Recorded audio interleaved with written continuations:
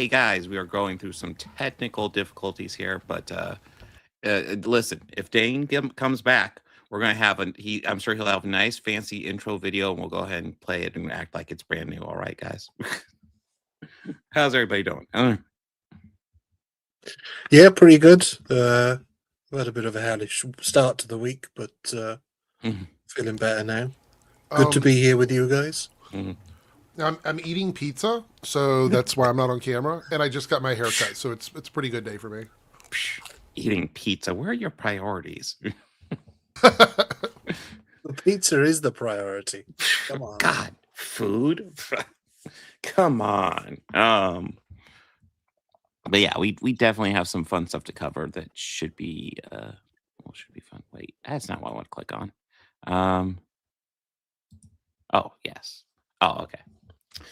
So yeah, I had something kind of fun to go over. It was something my daughter found, and I thought it might be fun to go over it because I just find it hilarious. You guys know who Elmo is, right? Never heard of him. No, Elmo. Oh, dude, he's this radical leftist figure.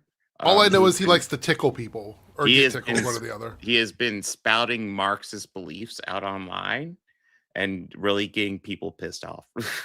Well, he is a red, literally. So yeah. But this is just literally something my daughter found. I just thought it was hilarious. So I'm assuming this was done for Martin Luther King Day. Okay, I'm gonna try to do my best Elmo voice. It's been a moment. Elmo says Elmo knows that it's important to be kind, just like Dr. Martin Luther King.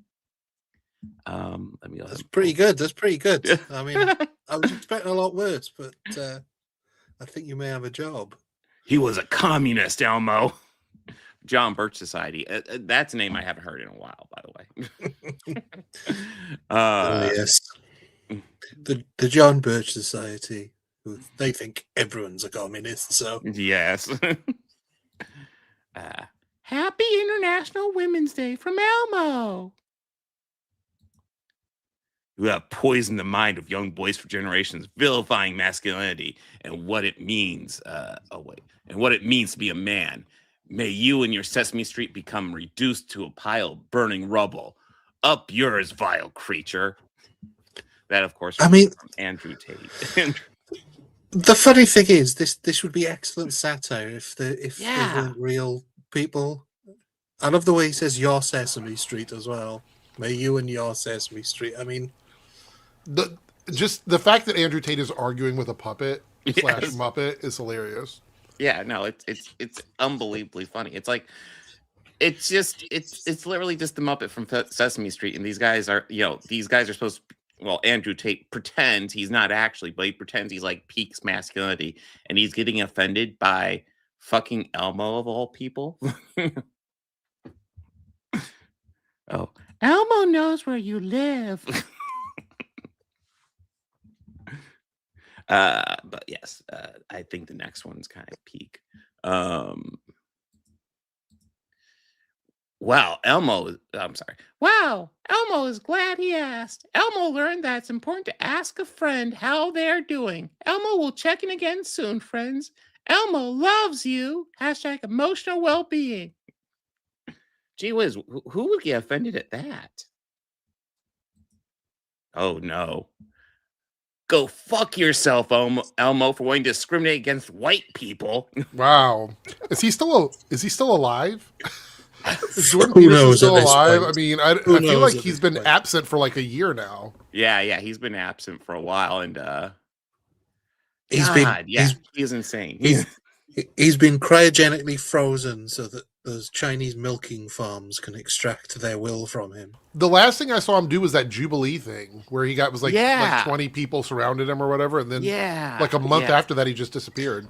Yes. Well, I think his daughter put out a statement saying like he got really sick and it had nothing to do with his all meat diet or his previous drug problems, that it was to do with mold in his house that he is apparently highly susceptible to. Oh my God. That was the last I heard, but that was a few months back. So who knows what's happened to him? This is him, though, isn't it? It's weird how none of his friends are like rallying around him or anything.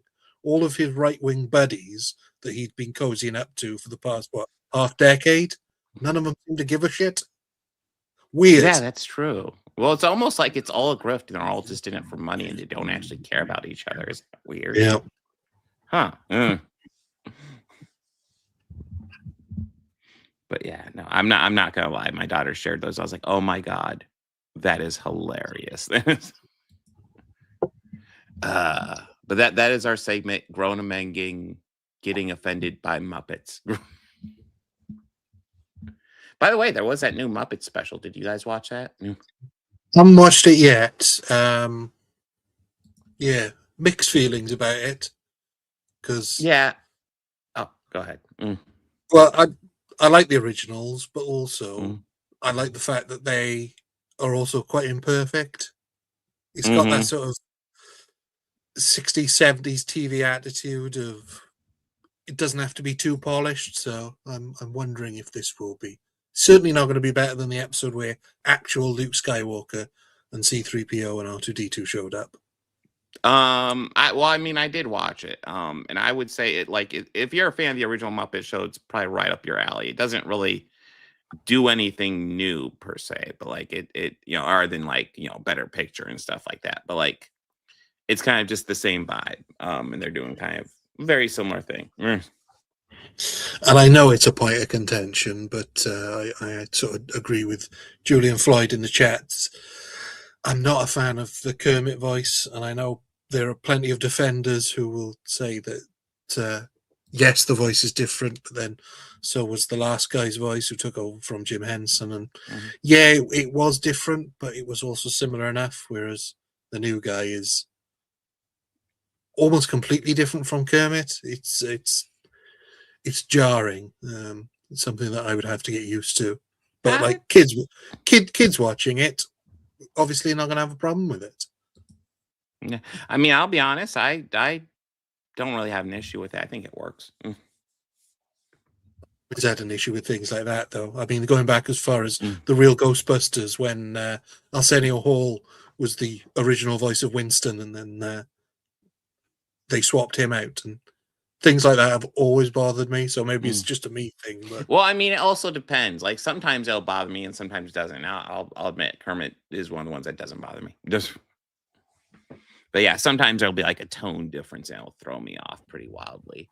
But yeah, I think it's okay. Let's see. Am I gonna get technical problems now?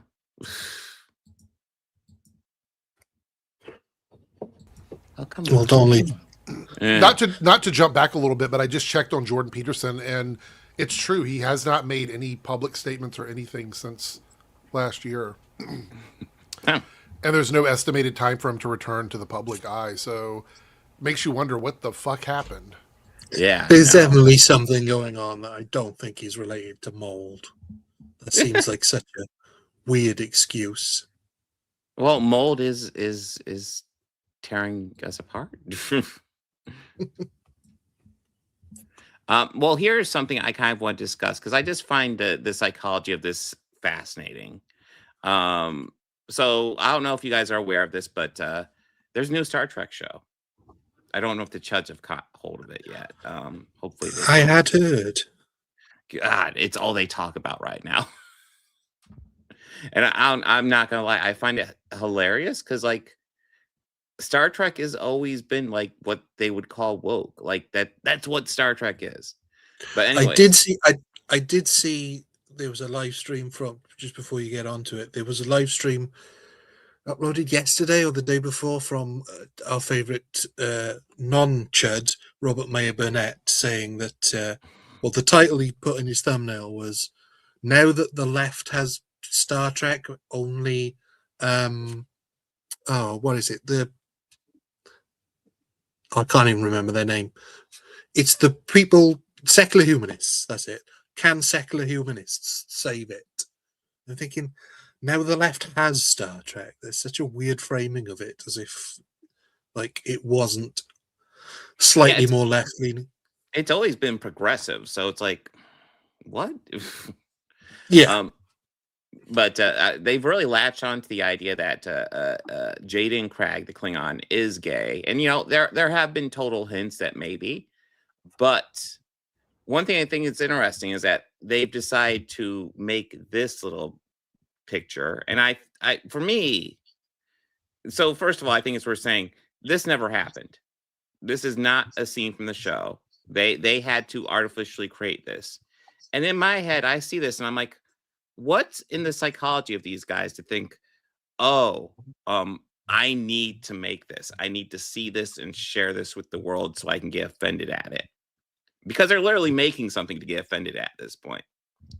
Yeah, it's really weird that they are so straight and so comfortable with their own sexuality that they Yes. feel the need to fabricate a gay kiss in Yes. what they're already calling gay Star Trek. A show so gay that they had to make this up. Yes, yes. But no, I just find this psychology interesting where you have to make up a scene and then get offended because that scene might exist. Although honestly, like, yeah, yeah, I don't like, yeah. This whole thing is funny to me. The reason why it's funny to me is I don't even think they're mad at it. I don't think they're offended by this. I think it's all performative. I think it's all performative. Like, how can you be offended by something that didn't happen? Yeah, exactly. So it's literally they're creating this to concern troll about an issue with gay people in a series where we have alien races and all this other shit going on, and they're worried about gay people? Yeah. It's so pathetic. Well, there's never been a same-sex kiss in Star Trek, right? Yeah, never. By the way, there's never been a same-sex kiss in Starfleet Academy yet. So. I mean, in Voyager, they literally had two people have sex while they were salamanders and have a bunch of babies that they left on a planet. But they're worried about this. This is the problem. Kind of an offshoot, but I am so disappointed they never did a Lower Decks episode where they revisit those salamander babies. Oh yeah, that would have been fun. That would have been amazing. Perhaps we're actually missing the point here. Perhaps they're not being horribly homophobic. Perhaps they're being horribly racist, and it's the interracial kiss that they object to. Just like the Chuds back in the 1960s. Sure. Yeah, I mean, that's basically like Chris Gore's suggestion, isn't it? He wants the same sort of attitude they had in the 60s where the show just wasn't shown in the South. He wants it parceled off so that the straights don't have to see it. This is 100% AI. They just put the picture in and fake. Said make them kiss, and that's all it did. Yeah. And you're right. It might just be because it's different races, because we got a Klingon here, and then we got a Kyonian here. So, completely different races, But yeah, and technically, I mean, if you want to be like honest about it, gay wouldn't even apply once you leave Earth, because it's very specific to the sexual binary that we have here on Earth. Which means once you leave the gender roles and the binary of sex that we have here, the term wouldn't apply to this relationship, because neither one of these characters are Earthlings. And we like even in like TNG, I don't know if they did really so much in TOS, but TNG did introduce the idea of aliens having different genders than we're used to. So the gender norms we're used to out there are going to be completely different. Even more so than what Star Trek does it. Although Star Trek definitely dips its toes into it. I mean, I think it's okay to do allegory, but to basically claim it's gay is, I mean, you're willing to believe all of these other different societal differences in all of these races throughout space, but then you have to apply a label that we have here on Earth for sexuality. It just doesn't, like, does that mean that everyone has Ponfar? Is that just something that's applied to everybody? You know what I mean? Like, that's what I'm talking about. It just doesn't make any sense from a biological standard. Well, yeah, I mean, going back to like Voyager, Torres was half human, half Klingon. I mean, Mhm. you can go back into the Spock was half human, half Vulcan. Apparently they're okay with two completely different species, or actually not species, but intergalactic races, Mhm. interbreeding in ways that definitely defy God, because the Bible does not say that man can lie down with a Vulcan. Right, right. What? So the issue they have here is that, and I said this on my video, none of these characters have said explicitly that they are gay, that they're homosexual, they're bisexual. None of them has said that because, to be quite honest, it doesn't make sense for them to narrow it down that way in the future. And to assume that these characters are gay ignores any sort of sexual fluidity that they might have within their own species. We don't know what that is.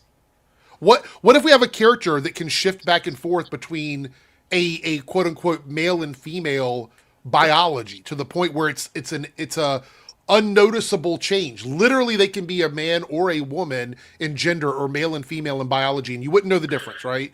Well, here's one for you. Yeah, Jadzia Dax. Is it gay if she kisses a woman Right. or a man? right. These are the questions that you would have to ask, but these people are too stupid to even think of it that way. Everything for them has to be dumbed down in the most laziest way possible. They don't need to watch Star Trek because they can't even understand what they're watching, to be quite honest. Yeah, That's true. the whole point of Star Trek was exploring these deep, complex issues about humanity through the lens of sci-fi space fantasy. It's literally too smart for you, bros. Like, just tap out. You don't get it. You don't get it. So as I was saying, with Jadzia Dax, a character that is a female and a male at the same time because of the parasitic relationship, what sexuality would it be with that? And Ryan also probably had relationships with different races and different species of all types throughout their lives. Mm-hmm. Because I don't even think they would be a gender. It would be a they. They would be, this symbiotic being would be a they. Yeah. I mean, Probably, there's a perfect example of what a they would be in Star Trek. Is this character that is two characters, essentially. Well, actually, their chromosomes and their SRY gene was blah, blah, blah. Like, shut the fuck up. You know what I mean? That's what they would do. They would try and look at it that way. I mean, I remember even when I was a teenager watching Deep Space Nine and thinking, even back then in the 90s while it was on, thinking to myself, the way Trill Society functions, I imagine from our perspective, it'd be a lot of bisexuality. A lot. Oh, yeah. Well, but my point would be, like, to what you're saying, Bob, is, we might look at it as even pansexuality or something like that. More accurate, yeah. But to them, that word wouldn't be necessary because they probably don't think of sexuality that way, if that makes any sense. Yeah. Imagine you live in a society where everyone is capable of being in a relationship with each other without any sort of restrictions. Then you wouldn't have names for sexuality. It wouldn't exist because there would be no need for it. Just like the fact we wouldn't have a reason to call something heterosexual if everything was just on the table. Then everybody would theoretically be pansexual, and then pansexual wouldn't matter. The word wouldn't mean anything at that point. So that's why when we start talking about this stuff, it's a lot deeper than, two guys were kissing and so it must be gay. Like, that conversation doesn't even make sense. No. I mean, how do you gender the shapeshifters? Obviously, because it's a real person playing him. Odo is ostensibly male, but also he's a puddle of water. And what a male! He lives in a bowl. Like, that's where he lives. Lives in a bucket. So, what gender is that bucket of shapeshifter fluid? It's such a weird argument to have, and it's such a strange thing for them to get stuck on. And they're grifting hard on this. This is probably their biggest grift right now is Starfleet Academy. They're really, really, really going after the show. And and I can't. Go ahead, Ryan. I can't remember. I think I've just said this on Discord, but it's because they've got nothing else. No, there's nothing else. There's Night of the Seven Kingdoms is a unarguably good show. It's really hard to pick that show apart. I did say on my stream that if Dunk were a woman, they would have every reason to go after it. But since Dunk is a white guy, cisgender, they have no reason to go after it. There's not enough diversity in that show. Think about it. Like there's the one character that was diverse, spoiler alert, got hurt a couple episodes back, and now we're probably not going to see her again, at least not for a while. Because I think she left and went to another part of the world. So that character's gone. Everybody else is white and mostly men. So there's not a lot to complain about. This is the only show they have at the moment. It's the only thing. It's the paradise that Critical Drinker lived for. Yeah. They got what they wanted. They got what they wanted. A society of mostly men with huge dicks. Oh my god. That shit behind trees. So just going back to Starfleet Academy, although Night of the Seven Kingdoms is awesome, but Starfleet Academy, one of the things I want to talk about, point I want to make, Jaden Cragg, he's not a typical Klingon. That's established in the 4th episode, which is my favorite so far. But it's worth pointing out that that's pretty much Star Trek's bread and butter. People who don't quite fit into the mold. Spock is not your typical Vulcan. Worf isn't even your typical Klingon.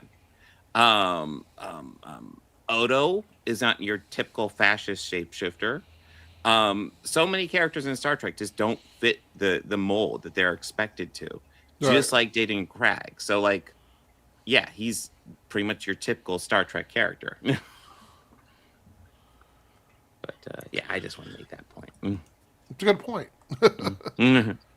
Yeah, I mean the whole premise of the show is that it's people originally who are not typically on TV in the roles that they were in.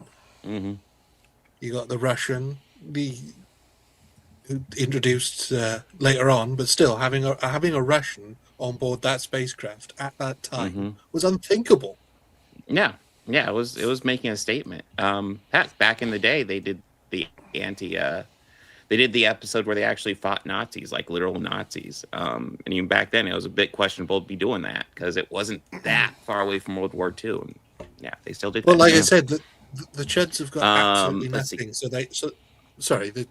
Chuds have got absolutely nothing, so they have to fix it on Star Trek Academy, Starfleet Academy, because as Eric said, the Game of Thrones is doing well. Fallout.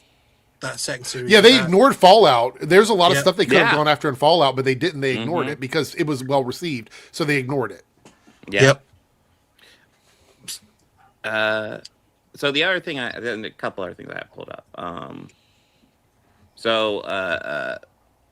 Real quick, I guess, because the video's up here, it's unrelated. But yeah, James Van Der Beek died, I guess, earlier today. Oh yeah, R.I.P. I noticed the last few times we saw him, he looked really bad, unhealthy. Yeah, and I wasn't sure what was wrong because they weren't being completely upfront about everything. But yeah, when I was getting my haircut, did I mention I got a haircut today? So I was getting my haircut today. They had this on the TV, and I was like, oh my god, because it popped up like on the TV, and I wasn't expecting it. Yeah, I wasn't expecting it either, but yeah, last couple times I've seen him, he did not look healthy. So wasn't expecting it, but wasn't completely shocked too. But yeah, it's still wild. He's not that much older than me. It's like, what the fuck? I do want to. Can I pull up a comment very quickly here from Bob? Oh, yeah. Like I said, a socially awkward Klingon who wants to be a doctor instead of a warrior is inherently interesting. If he's also gay, shrug. I want to point out it's noticeable to me that we get the first Klingon that isn't necessarily a warrior, because even other Klingons that we've gotten have been still tied heavily to their warrior lineage and that background. The first one we get that isn't inherently a killing machine, and they're like, oh, he must be gay. What does that say about them? That they're immediately like, he doesn't want to kill people, he must be a gay dude. Like, well, I mean, I would absolutely argue the first Klingon we got that wasn't inherently a warrior was Alexander. Yeah, that's true. He did eventually kind of try to embrace it more, but it didn't really work. But like, well, Alexander also did. There was still an anger in him, though. He still had that rage that Klingons have. We haven't seen that totally from Jaden yet. So, anyway, sorry, I didn't mean to cut you off. Go ahead. No, you're fine. But yeah, going over before we got distracted by James Van Der Beek. So, rock musicians request music be removed from Melania's documentary. Have you guys seen the hit documentary Melania? I never want to see it. It looks so good. It looks so... It's directed by someone who definitely doesn't have pictures with Jeffrey Epstein. It's great. So apparently Melania documentary, and I want to stress, most expensive documentary ever made. $40 million budget, $35 million on marketing. They pumped money into it. And also I think the largest amount of money a person was paid to make a documentary about them, because Melania was paid for the documentary. So, but apparently they decided to cheap out on the music. So that apparently Radiohead's Johnny Greenwood and director Paul Thomas Anderson have requested the removal of their music from the film. From film Phantom Thread from Melania. Yeah. Yeah, I did hear it. I only caught the sort of beginnings of this story. They score from another film and didn't think they'd needed to pay for it. Yeah, I think they were hoping nobody would notice. It's like, guys, you're putting $35 million into marketing this thing. It's going to get out there. I just find it absolutely fucking bizarre that they would pump this much money into the documentary and not think, hey, let's maybe, throw $20,000 at a composer and have him make music. Well, didn't we? I don't know if it was over here. I do so many streams now, I don't remember. But I think we talked about the fact that this is literally a like kissing of the ring from Jeff Bezos to Trump. So I don't think they cared about any of this other stuff. They just needed to get it out so they could justify giving the money to Melania. Because even though Melania got that money, trust and believe that money was for Trump. That was money for Trump. Oh yeah. So I think they just wanted to hurry up and get it out, and that's kind of where we're at now with this, honestly. No, I just find. Go ahead, Ryan. If you want to hear possibly the best review of a film I've ever heard, everyone should check out Mark Kermode's review of Melania. It is eviscerating from start to finish. Did he actually review it? Yes, he did. Yeah. They received an offer of a donation to a charity of their choice if he would review it, and he did. And he said it was only him and two others in the screening because, unsurprisingly, very few people over here are interested in it at all. In fact, the number of people over here that are interested in it is probably the same of number of people who are legitimately interested in it in the US and that are not being bought in and paid off. But do we have a Dane? Am I audible? Yes, you are. Yes, you are. Yeah. Hell yeah! Does it sound like complete shit or what? It's a little shitty, but it's functional. Well, I'm on my phone. I apologize. Phone microphones suck. Yep. Well, hopefully I won't have to be on it next time. But yeah, man, I could not figure out how to get my shit working today. I don't know what the hell happened. But anyway, what are you guys not talking about? What kind of bullshit's going on? We are just finishing up talking about the Melania soundtrack, the artists removing their music from the soundtrack. Oh. Did they, they could have just replaced it with their new musical hero, Kid Rock, and like that song that he had that one time on Osmosis Jones. Yeah. That's a good one. Well, funnily enough, one of the points that Mark Kermode makes in his review is that they use needle drops without being completely aware of the intention of the song. So at one point they use the Rolling Stones' Gimme Shelter, and there's certain lyrics within that song that are very appropriate for the documentary without them realizing. It's like a habit with these people, right? Like Rage Against the Machine and stuff like that. They like fundamentally can't comprehend that songs mean other things besides the obvious thing. Like, well, even that's the trouble though with "Gimme Shelter." It's the obvious thing. There's the repeated lyric of rape, murder over scenes of Trump, which is just perfect. It's brilliant, actually. I mean, maybe she was maybe trying to make like an anti-Trump little protest video or something. Yeah, coded signal. Yep. And don't worry, we'll get there. We got a couple things to cover, but I imagine she's like, I know y'all are just moving off of this, but I just I bet she's like secretly, or maybe not even secretly, just like, I hope this shit takes him down because I want my money and I want out of this shit. You know what I mean? Because she almost certainly she's the lucky one, I think, based on what we can tell about how she was introduced to Trump and everything via Epstein, it seems like, and a modeling company. Like, that's the lucky version of what all the other unlucky girls experience. That, you know what I mean? that went through this trafficking ring. So like if Trump hadn't taken a liking to her or whatever, then I imagine she could have just ended up like any of these other little young girls that are were trafficking stuff. So I don't know. Yes. Yay, trafficking conversations. And all it cost was her soul. That's all it cost. Yeah, it's magical. Well, speaking of right-wing music, did you guys go see Kid Rock's lip sync extravaganza? Yeah, Bob, I shared in chat. I don't know if you saw that Drive link that I shared. There's plenty of links in there. There's a couple of them about the Kid Rock thing. There's one from him performing another time recently. It's just like, yeah, it's all embarrassing. Yeah. I watched some of it. Mm-hmm. So he denies it's lip syncing. I'll attempt to do a little clip that won't get us claimed, but like you can look at it and see. Well, actually, hot take. I believe him. I think he's telling the truth.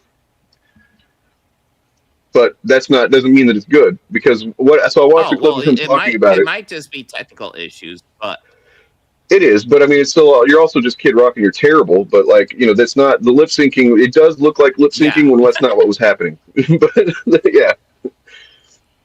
Mm-hmm. So like he did a stream or a little video yesterday or whatever where it's like a Coke video. Go ahead, sorry. Okay, let me go ahead and pull this up. But yeah, you can definitely see.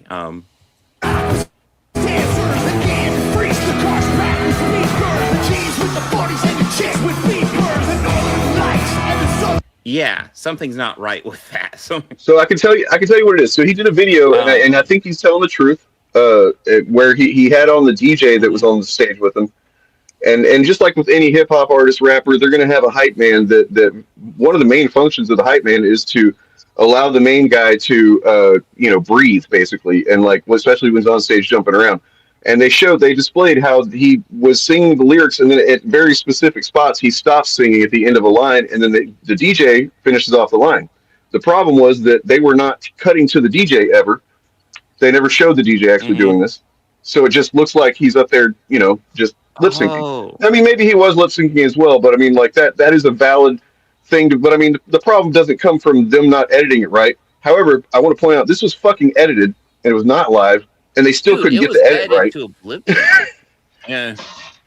They edited it, they sent it to him, and he okayed it, and then they fucking, played it on national TV. So like, it's still his fault, ultimately.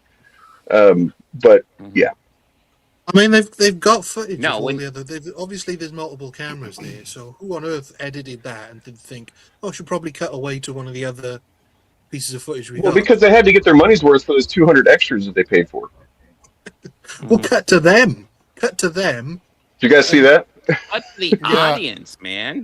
No, I saw pictures of the stage with the people around it. It's literally a ghost town. It is set up specifically to make it look like it's full of people, and that's probably why the editing was like that. Was because they had to be careful not to show certain angles. You know what I mean? It'll be like, oh shit, there's only 40 people there. Why not just have it as a live concert? That's what Bad Bunny did. That's what the halftime show was. And it was fucking way better. Live concert. I do not care for the kind of music that Bad Bunny does, but that fucking performance was awesome, dude. I was like, God damn it, this is good. Big Fieldy brings this up. Yeah, one of the worst people ever, Candace Owens, proved, but beyond a shadow of a doubt, there's like 11-minute video that they botted this performance. That they botted it 100%. Oh, they said Prosobiec was saying they were going to do it, or that they were going to do what he called view maxing before the show. He was on Twitter saying, we need to just everybody have multiple screens watching this shit. And it's like, oh, you're just giving it away then. Okay. They had several ways that they tried to overinflate or inflate this shit, and it still lost to the Puppy Bowl.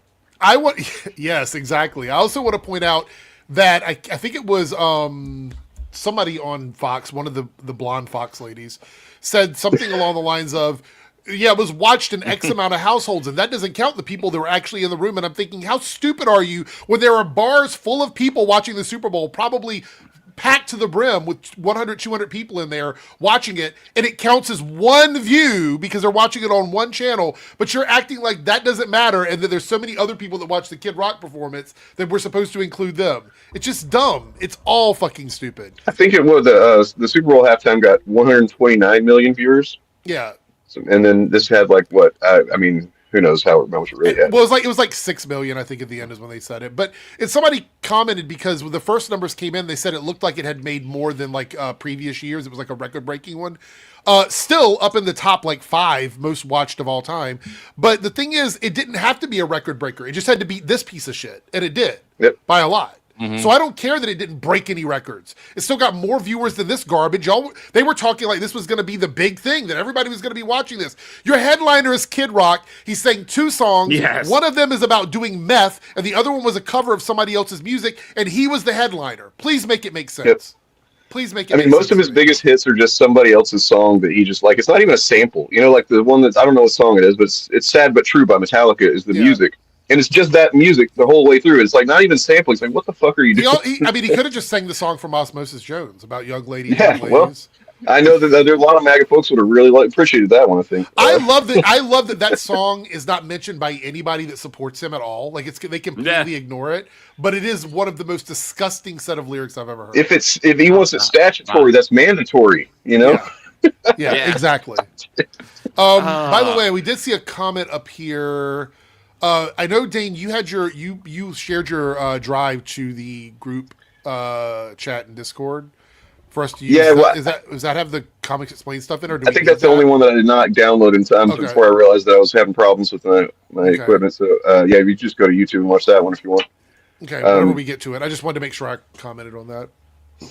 Well, what I didn't realize, Eric, which is something I found out, I think, from your coverage on your stream, is how much the Chuds were going up against the Super Bowl. How much they were saying that it was a complete flop.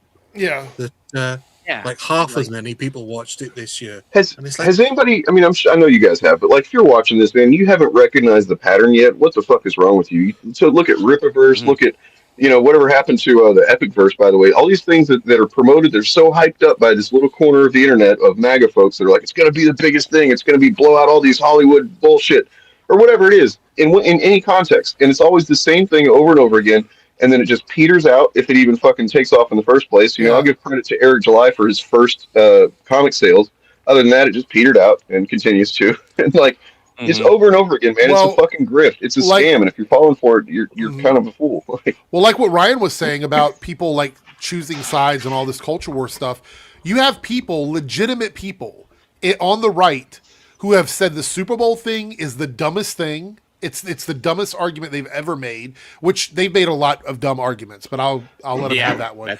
But you have people like Nick Fuentes. Keep in mind, we all know about Nick Fuentes, who literally said he's no longer a white nationalist because of the Super Bowl. He's like, I don't associate with these people. I'm not playing political games over everything. I don't give a fuck about the Super Bowl. I don't give a fuck about somebody speaking Spanish. I don't give a fuck about Bad Bunny.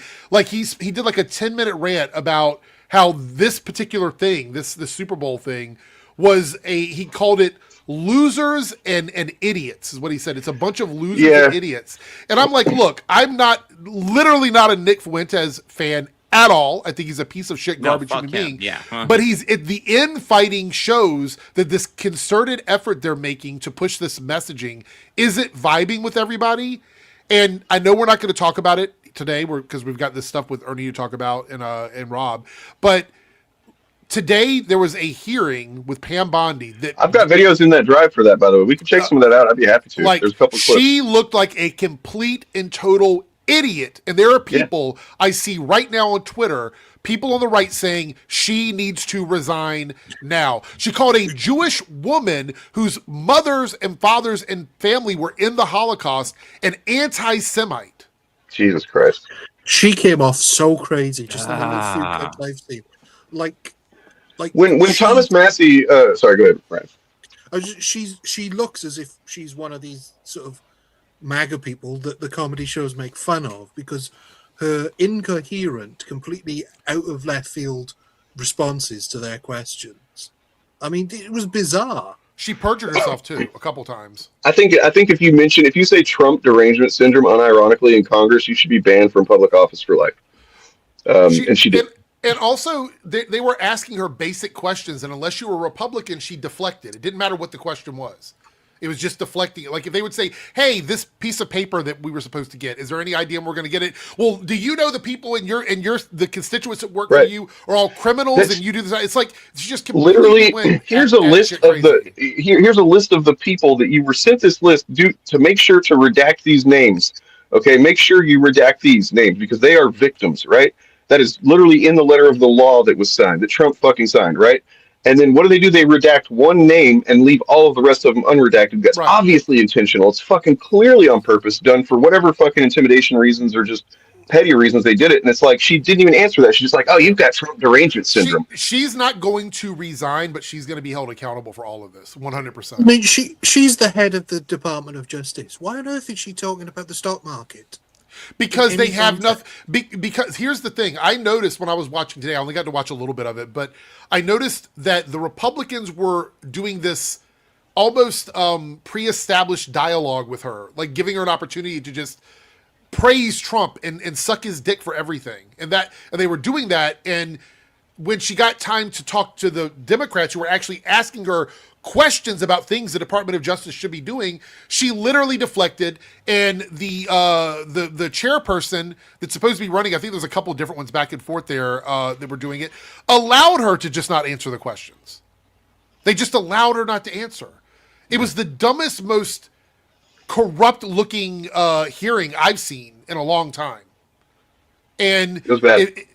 Like she literally, the Department of Justice should not be kowtowing to the president. The whole point, from my understanding, maybe I'm a crazy foreigner here, but the whole point of the DOJ, isn't it supposed to be independent of the president? It is. And there was a time when there was controversy. If the president and the attorney general even met, even they showed up in the same room, they were not supposed to interact with each other. It was considered highly controversial. But because of Trump now, everyone that's supposed to be separate from him is literally part of his board meetings.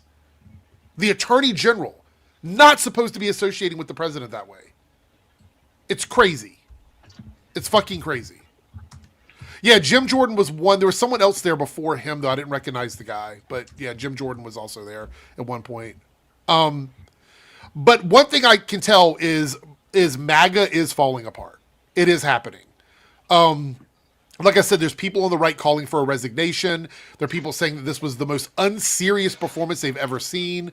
There's a lot of stuff. Like, he is losing support so heavily. Matter of fact, there's supposed to be somebody resigning either this week or next week that would literally flip the House.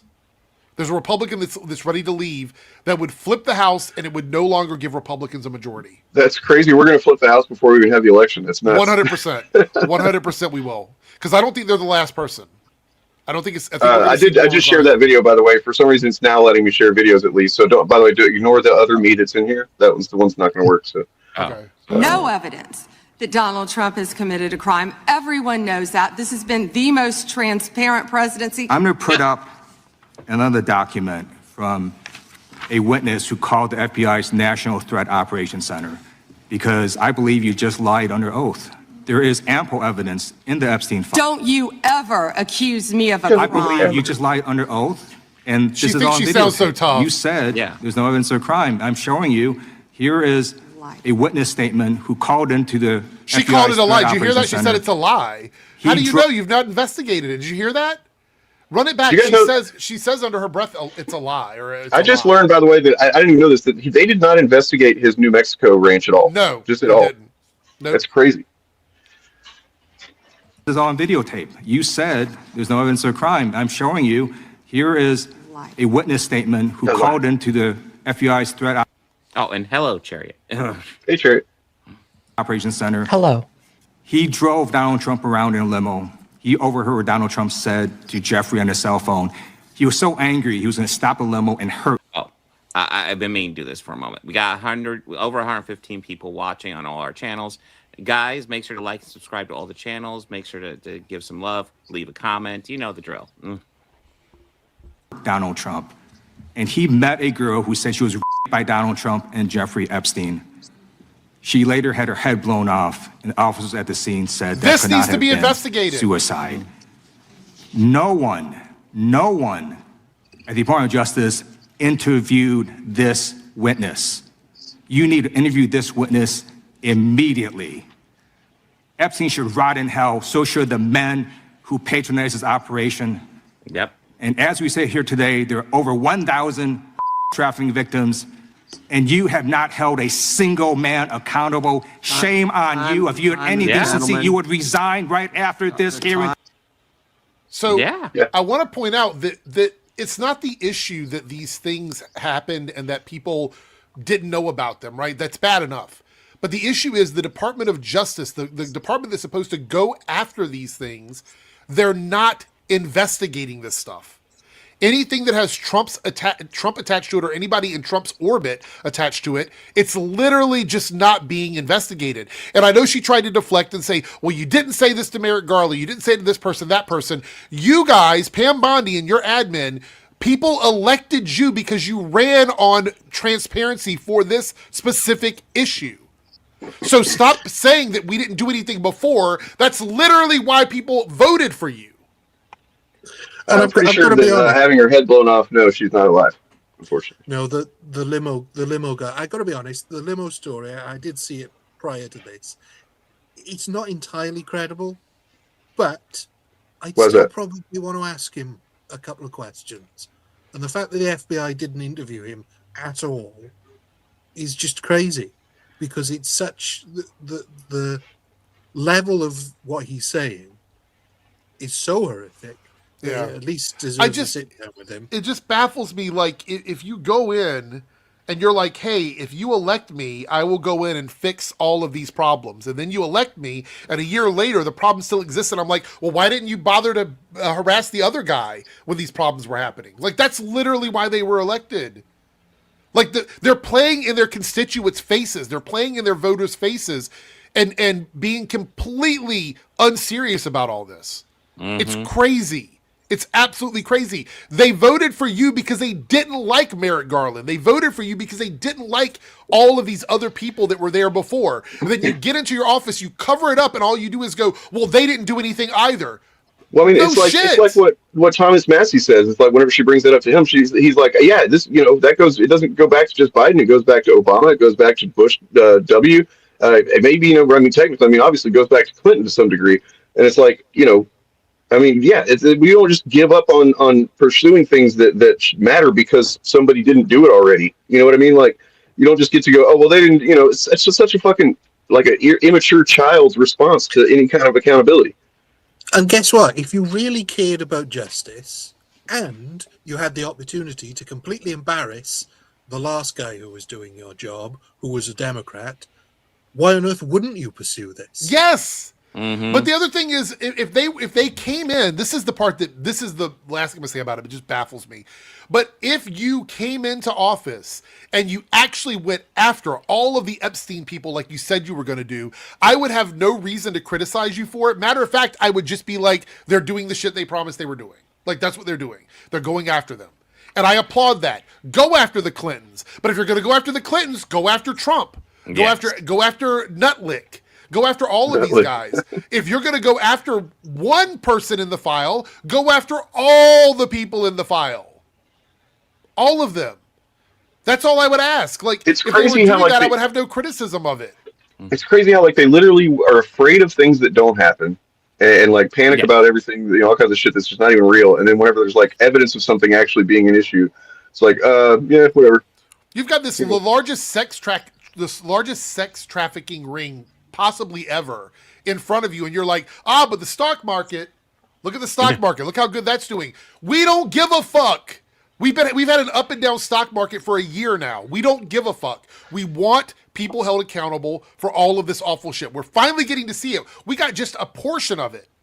There are people like Lauren Boebert who is disgusted by what she saw in these files. There are Republicans going in now and getting the unredacted information, and they are absolutely disgusted. People who are diehard MAGA coming out and going, we need to investigate these people. We need to prosecute these people.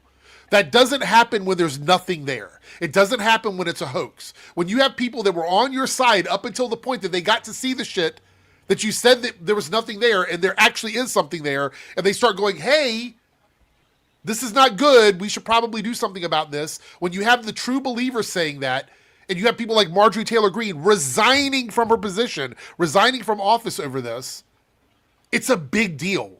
And they know it is. That's why Pam Bondi wouldn't answer any questions. She deflected every single Epstein question. And you can tell that's their tactic for any time that they're dragged in front of Congress. That's what clearly Trump has told them. That's what they've all agreed on doing. Let's just like fucking clam up, don't say anything. And then you have Ghislaine Maxwell, yesterday saying that she pled the fifth the whole time. The whole thing. Anytime the Republicans bring somebody in front of it, it's just a fucking clown show. It's all for performative sake. They don't actually ask anything that matters. They don't get any questions answered. It's fucking ridiculous. Yeah, I do want to answer a super chat quickly before we. Oh yeah, we did get one. Yes. Cosmic Reader here with the 99 super chat. Thank you for being here and thank you for the super chat. So proud of the Latin American representation of the Super Bowl, but what would have been a funny way to piss off MAGA next year? K-pop in the Super Bowl. Yeah, I'm down for it. Yeah, 100%. Sure. I love K-pop. I love 50/50. I love Cat's Eye. I love all those bands. They're all great, and even Huntrix. I know they're not real, but I guess they are real. They're real people, but it's a band from us. Oh, do you Soda Pop? Yeah. No, absolutely. And the thing is, they tried to say it was disgusting, and that it was promoted gay people when there's literally a heterosexual wedding in the fucking show. That's so crazy. The weirdest thing for me was all the complaints that it wasn't in English. It's like, are you not familiar with what music is? Like, also, you're not familiar that Lady Gaga did an entire song in English in the well, that too.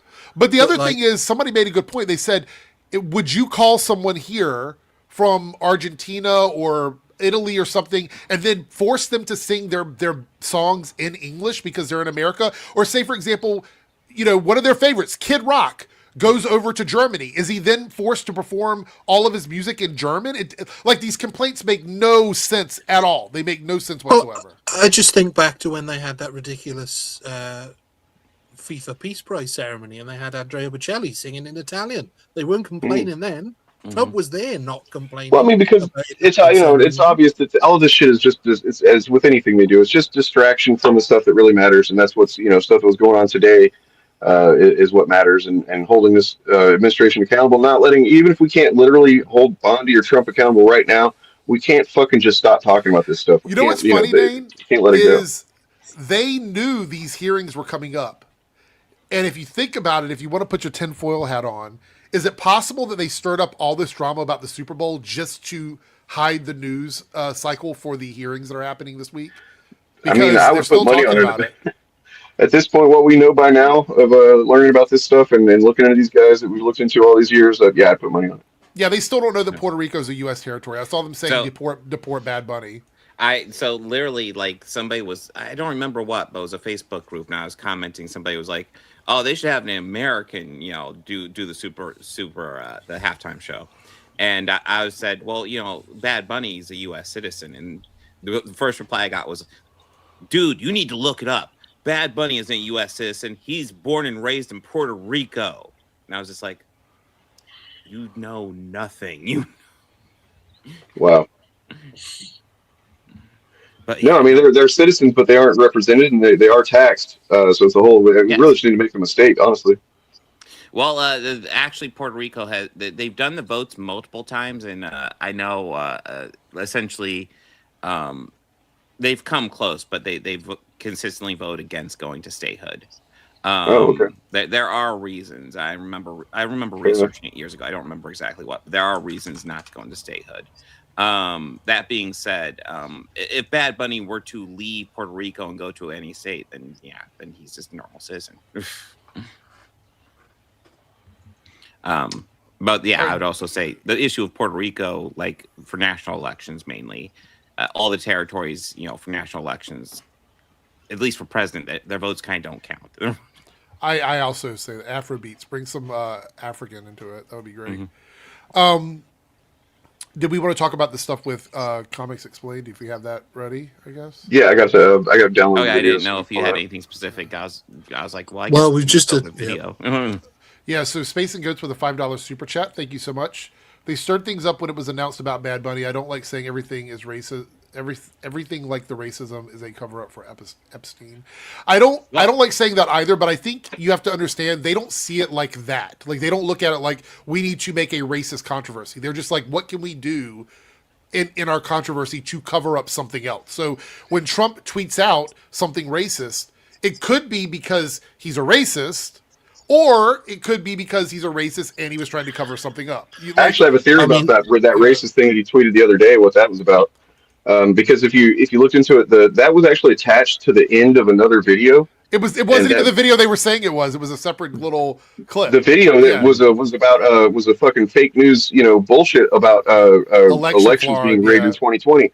I suspect that maybe, I don't know if he thought of it or if somebody else did, or maybe it's just coincidence, but like that being the thing that got attention, basically that was left up for like 12, 18 hours or something like that. So anytime somebody wanted to go look at whatever Trump posted, they were going to go see that video that's literally lying about elections being rigged in 2020. So I think that's kind of part of just like laying the groundwork for what he's going to try and do in 26 or 28 or both, which is canceling elections. I saw this too. Yeah, I saw that as well. The news flash: the White House doesn't get to decide what people talk about, what they don't talk about. That's the beauty of it. So they may want to stay quiet about it, but I can guarantee you, based on what happened at the hearing today on Capitol Hill, we're not seeing the end of this Epstein thing. It's just getting started. Mm-hmm. So, although I have also heard that people are now referring to Epstein's Island as Kid Rock. Holy shit, that's awesome. Oh my god. I mean, it's terrible, but it's awesome. God, no. I was going to say earlier, somebody said about, Kid Rock wouldn't perform in German if he went to Germany. But I actually would prefer to hear his music in the original German. I think it would be more authentic. Yeah.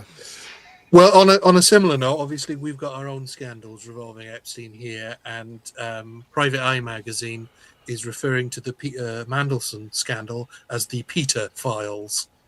Oh my god! So, I mean, yeah, the fact that this is actually possibly taking down governments around the world and like taking down royal family, members and shit like that, and then we're not even able to. Yeah, it's not good. It's pretty frustrating. No, but yeah, I got that video loaded up if you want to check it out. And I figured that watching the video is the way to go because, it's explained much better in Ernie's video. And I don't think any of us are qualified to kind of comment on some of the things that Ernie comments on. Though I support what he says. So. Ernie sort of comic explains in his video, so. Yeah, Ernie comics explains. I'm gonna have a very hard conversation about what is objectively YouTube's biggest comic book content creator.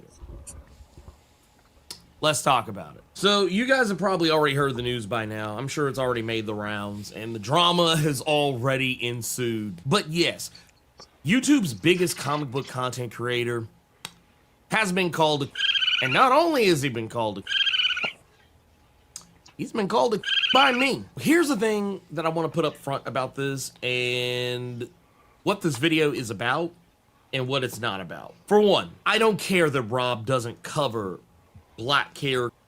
Real quick, sub to both channels. I'm not sure if you talk about our stream, but there's like 5 channels. There's 5 channels being. You might be talking about Comics Explained and Blurred. Oh, maybe, yeah.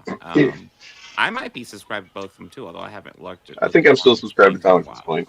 I'm not. I unsubscribed from Rob last year sometime. I just haven't done it yet based on this, but like after this, I'm done with it. Like just a little background. Like Rob was the first YouTuber that I ever subscribed to and started following ever. So like, for the longest time, all I did was like look at music videos and movie trailers on YouTube. And then I found a Rob Comics Explained video. I was like, holy shit, this is cool. And I subscribed. I started watching the shit out of it. This is like in 2015 or something. And that was the first time I was like, maybe I can do this one day. Maybe I can talk about comics on YouTube or whatever, right? And, that's the start of my journey, right? And then years later, I just kind of got to the point where, first of all, I get tired of his kind of hack presentation about comics. Yeah. Got a little old. But other than that, I saw I was pretty harmless, except that every once in a while he has some pretty dumb takes. Like when he said that he thinks like Lucasfilm and Marvel should have a panel of YouTubers that they hire to like tell them this is what you do with it. I was like, that's a bad take, Rob. You know, and just, you know, full disclosure, Ernie, I consider him a friend. He's, you know, one of the first, you know, larger platform guys that I ever got on my channel to talk with me. And every time I've had a conversation with him, he's one of my favorite people to talk to. I love the way he represents comics. I love what he brings to the fandom. And yeah. So. Here, I'll go ahead and show what I've just done real quick. Oh, wait, I guess here. We'll return Ernie real fast, but here, I went ahead and pulled up Comics Explained, and yes, I am subscribed, and we will fix that right. Yeah, likewise, I'll do that. All right.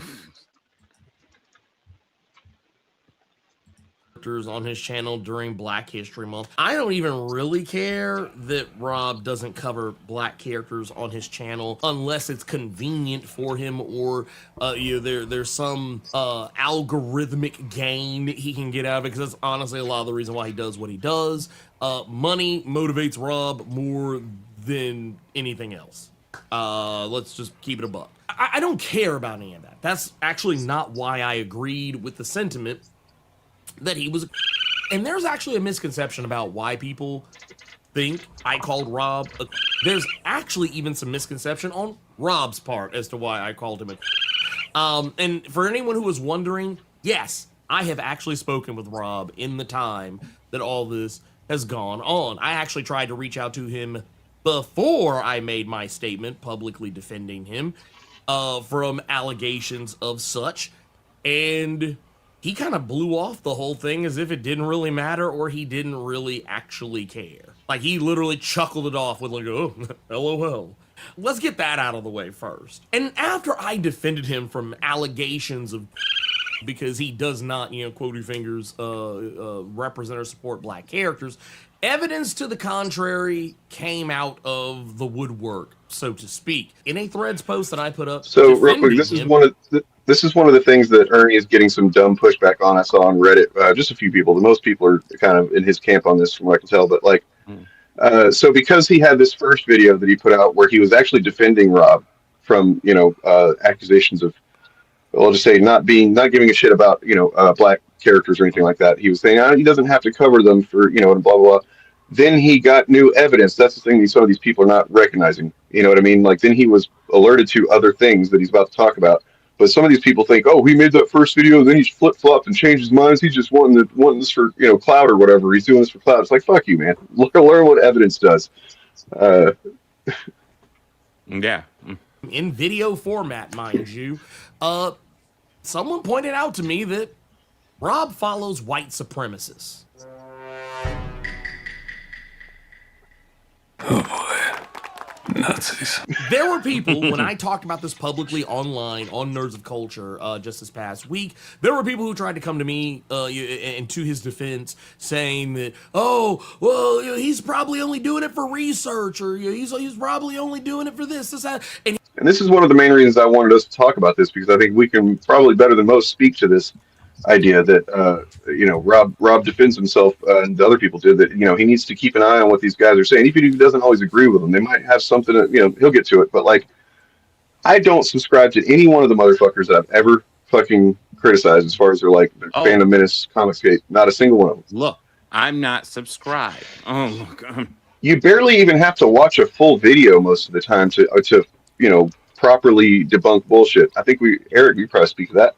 Like, yeah, they say the dumb lie usually in the first part of the video, and then the rest of it's just fucking spinning by the wheels. By time you're like 30% in, there's nothing really left that they can say. So, and you don't have to follow them, because believe me, we get people sending us this stuff. We get people, you know, tweeting at us, tagging us, saying, "Hey, have you seen this? You're going to respond to this." Like, you don't have to subscribe to them, as long as you've identified yourself as somebody that gives a shit and wants to push back against them. You're going to hear about it. Dude, part of the reason I started covering them was a lot of their arguments were getting into my fucking comments. I'm like, what the fuck argument is this? Like, and I was trying to figure out where it was coming from. Then I figured out it was from these dipshits. You don't have to follow them to get that. You don't. I mean, you're probably not wrong. I hate to see that happen, but Jesus Christ. Honestly, I get the impression that he was sort of looking for an invite anyway, because there's no other reason to follow them, especially not their Twitter accounts. You don't need. Well, it's not just that. As Ernie explains, he went and checked, you know, down. Basically, they're toward the beginning of his follow list, which tells you that he started following them pretty early on his Twitter. So for them to be, you know, guys that like, oh yeah, I gotta follow them. You know, like whenever I'm starting an account on Twitter or something, like who are the comic book creators? Who are the, you know, the YouTubers that I really fucking enjoy and want to hear from and stuff? Like those are the first few people I'm going to follow. Yeah, but he said that he's only been following them for 6 months, which is even worse because He's either lying or he's. There's no legitimacy for following for the last 6 months when, quite frankly, they're on their way out. To stop because y'all actually gave him an excuse that he later parroted in a video response to that getting out. And I want to point out in this video, which I believe was like almost 10 minutes long, he spent almost the entirety of the video talking about Blue Marvel and a bunch of other ancillary bullshit, and then waited till the last minute of the video to address the fact that he follows white supremacists. And he treated it almost as if, and I'm not the only one who thinks this, there was a lot of people who were responding to me pointing this out. A lot of people were, even saying that it kind of felt like one of his explainer videos. Like the way he framed it, the way he kind of danced around everything and didn't really talk about the thing that, supposedly he was there. Dude, that's literally one of the reasons I stopped watching his content, because he would have a video that's like, oh, this crazy thing happens in the title. And I'm like, whoa, what? Watch it. And he'd like get to it maybe at the end and it would kind of barely even talk about it. Yeah. Pretty clickbaity shit. Talk about, but at the end of it, when he did actually talk about it, and I want to make something clear here, I personally addressed him before giving my opinion on this.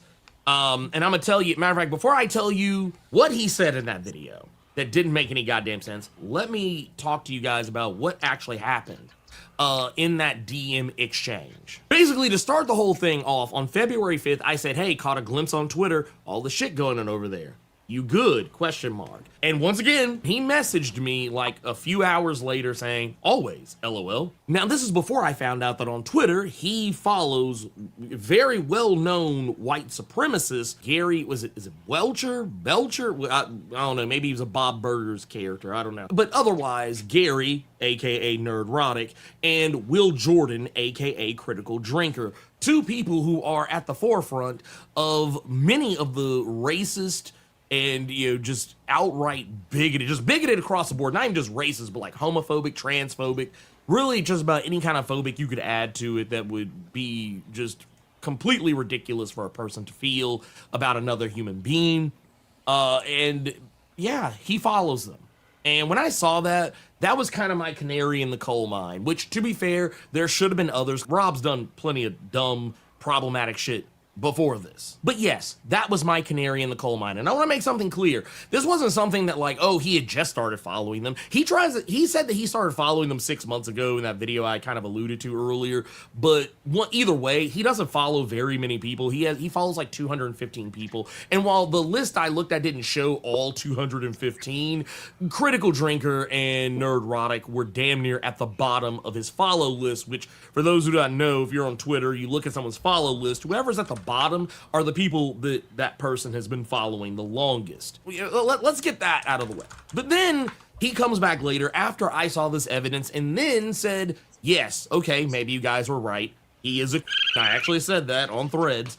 And then apparently, I guess he saw it, which, I mean, honestly, I wasn't trying to hide it from him. The reason why I didn't, like, reach out to him immediately when I saw that shit is because I knew how long it would take him to respond. Because typically when I reach out to Rob, I think this was in 2024, I hit him up. It took him a few days to respond. So if I literally would have sat there, there's a high probability that it could have been a while. I remember one time I said, hey, there's something you wanted to talk to me about. And he was like, yeah, I'll hit you up in a day or so. And the next time that I heard from him was when I reached out to him over a year later. And so I just want to point this out, that Rob doesn't talk to me the way that he might try and make it seem like he talks to me. I'm not in his inner circle. I'm not like some of his other content creator peers where he's buddy with, like Sal and Comic Drake, so on and so forth. I barely know the guy. Outside of the conversations you all have seen us have on social media or like in a video or live stream or something like that. But then we go on to say, Rob sees the video, he messaged me on Discord, and I kind of give him about roughly the same treatment he gives me. I didn't immediately respond. I actually saw that he had messaged me and was like, okay. and moved on with my day. I went and went to a hip hop show, hung out with my kid, did the husbandly things, you know what I'm saying? And then, I was, just doing other stuff. I even did a live stream that day too. I was like, hey, I'm gonna give him the same energy he gives me. When I actually finally got done with my day and came back and read, I saw that it said, hey, I saw your thread video though. I didn't realize you felt that way. And which is kind of funny because when he's talking about the video, I actually didn't say anything negative about him in the video. I just pointed out how Rob runs his channel and what matters to him. So I don't really know what there is to be angry about that. I was like, and I even was honest and said the thing that he even admitted later that he doesn't know shit about Miles. I would not purport to be an expert on Milestone comics, right? I mean, I could lie and say that I am, but anyone who's knowledgeable about Milestone could press me for 5 minutes and figure out that I'm full of shit, right? And making the statement that I'm knowledgeable about Milestone. And then he messages me like, I think almost a couple of hours later, basically saying that, well, I guess your thread video and your comments agreeing that I'm a and it's kind of funny because, once again, he's mischaracterizing the situation. In that video, I never said he was a so that lets me know he didn't actually watch that video. No. I actually was very defensive of Rob. And here, I'll show you what I said. Okay, so I saw people cooking my man shit on the artist formerly known as Twitter yesterday, and I saw it kind of escalate a little bit more the past few hours, and I wanted to talk about it a little bit and kind of maybe give some perspective. So yesterday, Rob was called for not uplifting black comics and black comic creators, black superheroes, stuff like that during Black History Month. And while I think the person who threw that label at him was kind of out of pocket, I also have to admit that there is a reason maybe why there is this perception. Now, let's go ahead and just clear the air here. Rob has talked about black characters on his channel before. As a matter of fact, he once did it. I want to ask, is this the video that Reddit is kind of going hard on Blurred about? This one? I think so. Okay. Because the one where you said it was when he was kind of defending Rob a little bit. And I can see why they would want to use this video against him. I mean, I understand how point of view changes, so I wouldn't do that. But well, it's also like the thing that he was defending him against is, I don't think he would even change his mind about that if it was just that in a vacuum. You know what I mean? Like the fact that, Rob is, okay, so I didn't know for the longest time that Rob was a black dude. Honestly didn't. Like, I had no idea what he looked like for the longest time when I was subscribing to him. Just thought he had a really cool voice. That's he has a great voice, by the way. And I've seen people on Reddit that also said the same thing. I had no idea he was even a black guy. And that actually becomes a point of that Ernie makes later on, where I was like, holy shit, that's fucking burning him down, dude.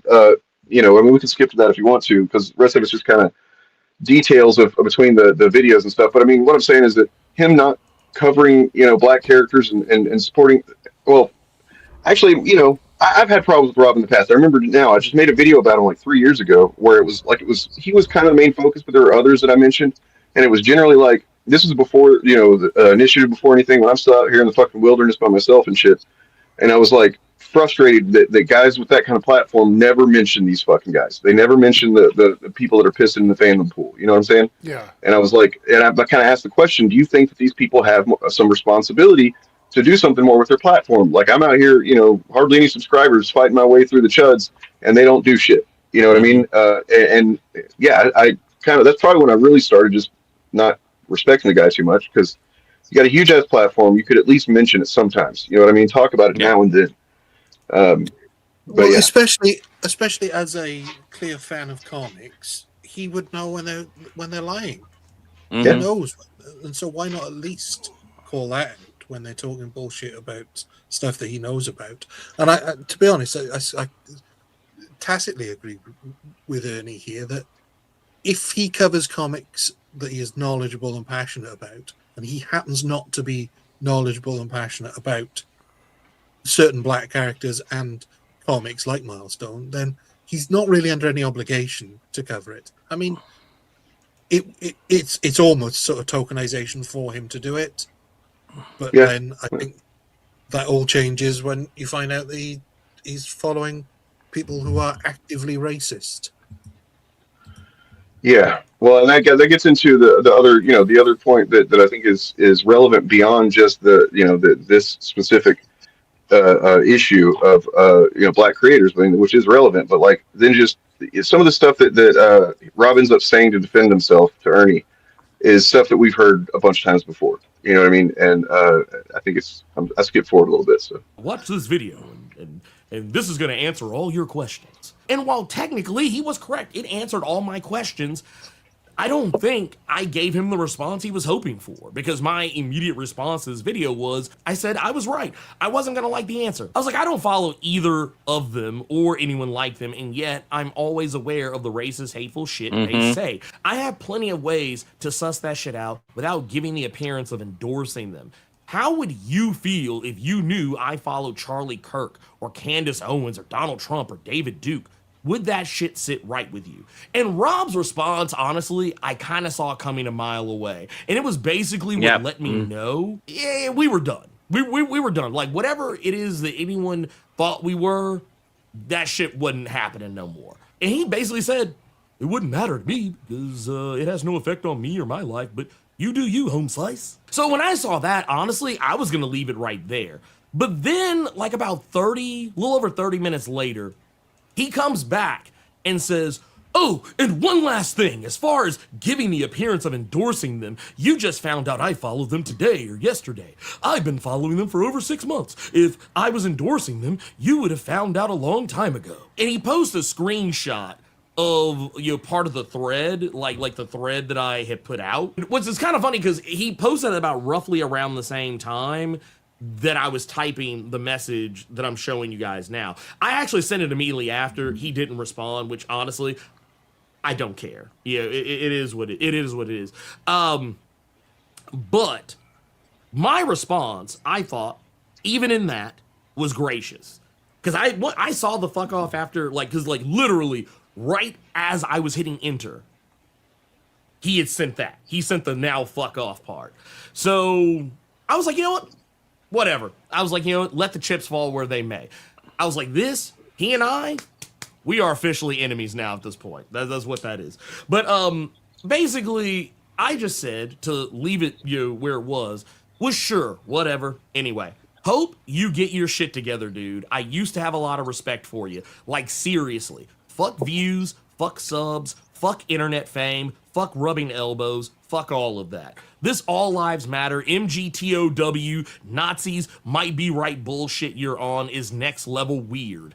Please seek help.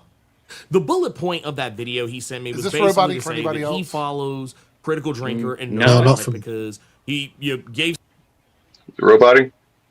It's not for me. Was for me. That was weird. Everybody else sounds fine, but the video was roboting for me. Well, we can take a pause anyway and check out this. So thank you, Big Fieldy, for this. This is a wild look. Far be it from me to be like, oh, this black guy's not experiencing what he claims he is. I wouldn't do that, but it's just a weird fucking take. So I just sent this.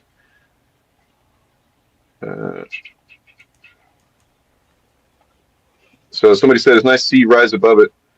The king of the jungle shouldn't be bothered by ants. Would you believe me if I told you I get more racist comments from POC than white people on Twitter? What the fuck? How the fuck do you know? For one thing, if you're trusting what people are on Twitter and not knowing, literally seeing them and having some way to identify who they really are, then you're kind of a fool. So let me put this in perspective. This would be like me as a gay person going on Twitter and saying, would you believe me if I told you I get more homophobic comments from queer people than straight people on Twitter? Literally throwing my entire community under the bus. Mm-hmm. So if the allegations, if I had allegations that I was a pick-me, and then my next thing I did on social media would go, let me do the most pick-me thing I can possibly do. Mm-hmm. It doesn't help my argument.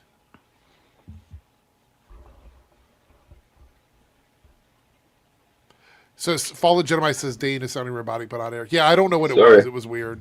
It was weird. I will try to talk less.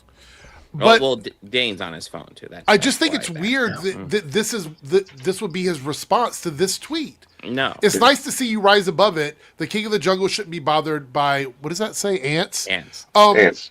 Why is this your response to this? It is giving off major pick-me vibes. No, it is 100%. No. Like the only way I can even remotely understand how this statement would be is if I were using it to defend myself by throwing gay people and trans people and any queer person under the bus.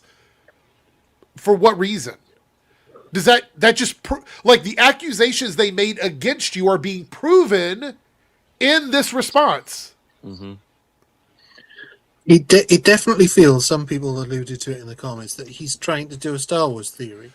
Is that his subscribers perhaps are not going up at the same rate they once were, and so he's looking for a new audience. It doesn't matter what specific things he agrees with, because as Ernie explains in a minute, or maybe I passed it already, he says that Rob's reason for following these guys is because they might have some. He said his dad raised him to listen to what people he doesn't he doesn't agree with say, just because they, for one thing, you know what they're saying. Another thing, they might say stuff that'll change your mind, or something you can agree with sometimes. And it's like, if you think that Nerdrotic or Critical Drinker are guys that are going to say something of fucking value when it comes to virtually anything, really, because even if they have a valid point on something here and there, it's not for fucking good reasons. And there's plenty of other people that are saying it, the same thing for better, more valid motivations that you should raise up instead. So yeah, there's no fucking reason to kind of do this hemming and hawing about, them being worth listening to or whatever. That's exactly how they got to the positions they are. That's exactly how we got to the fucking government that we have right now.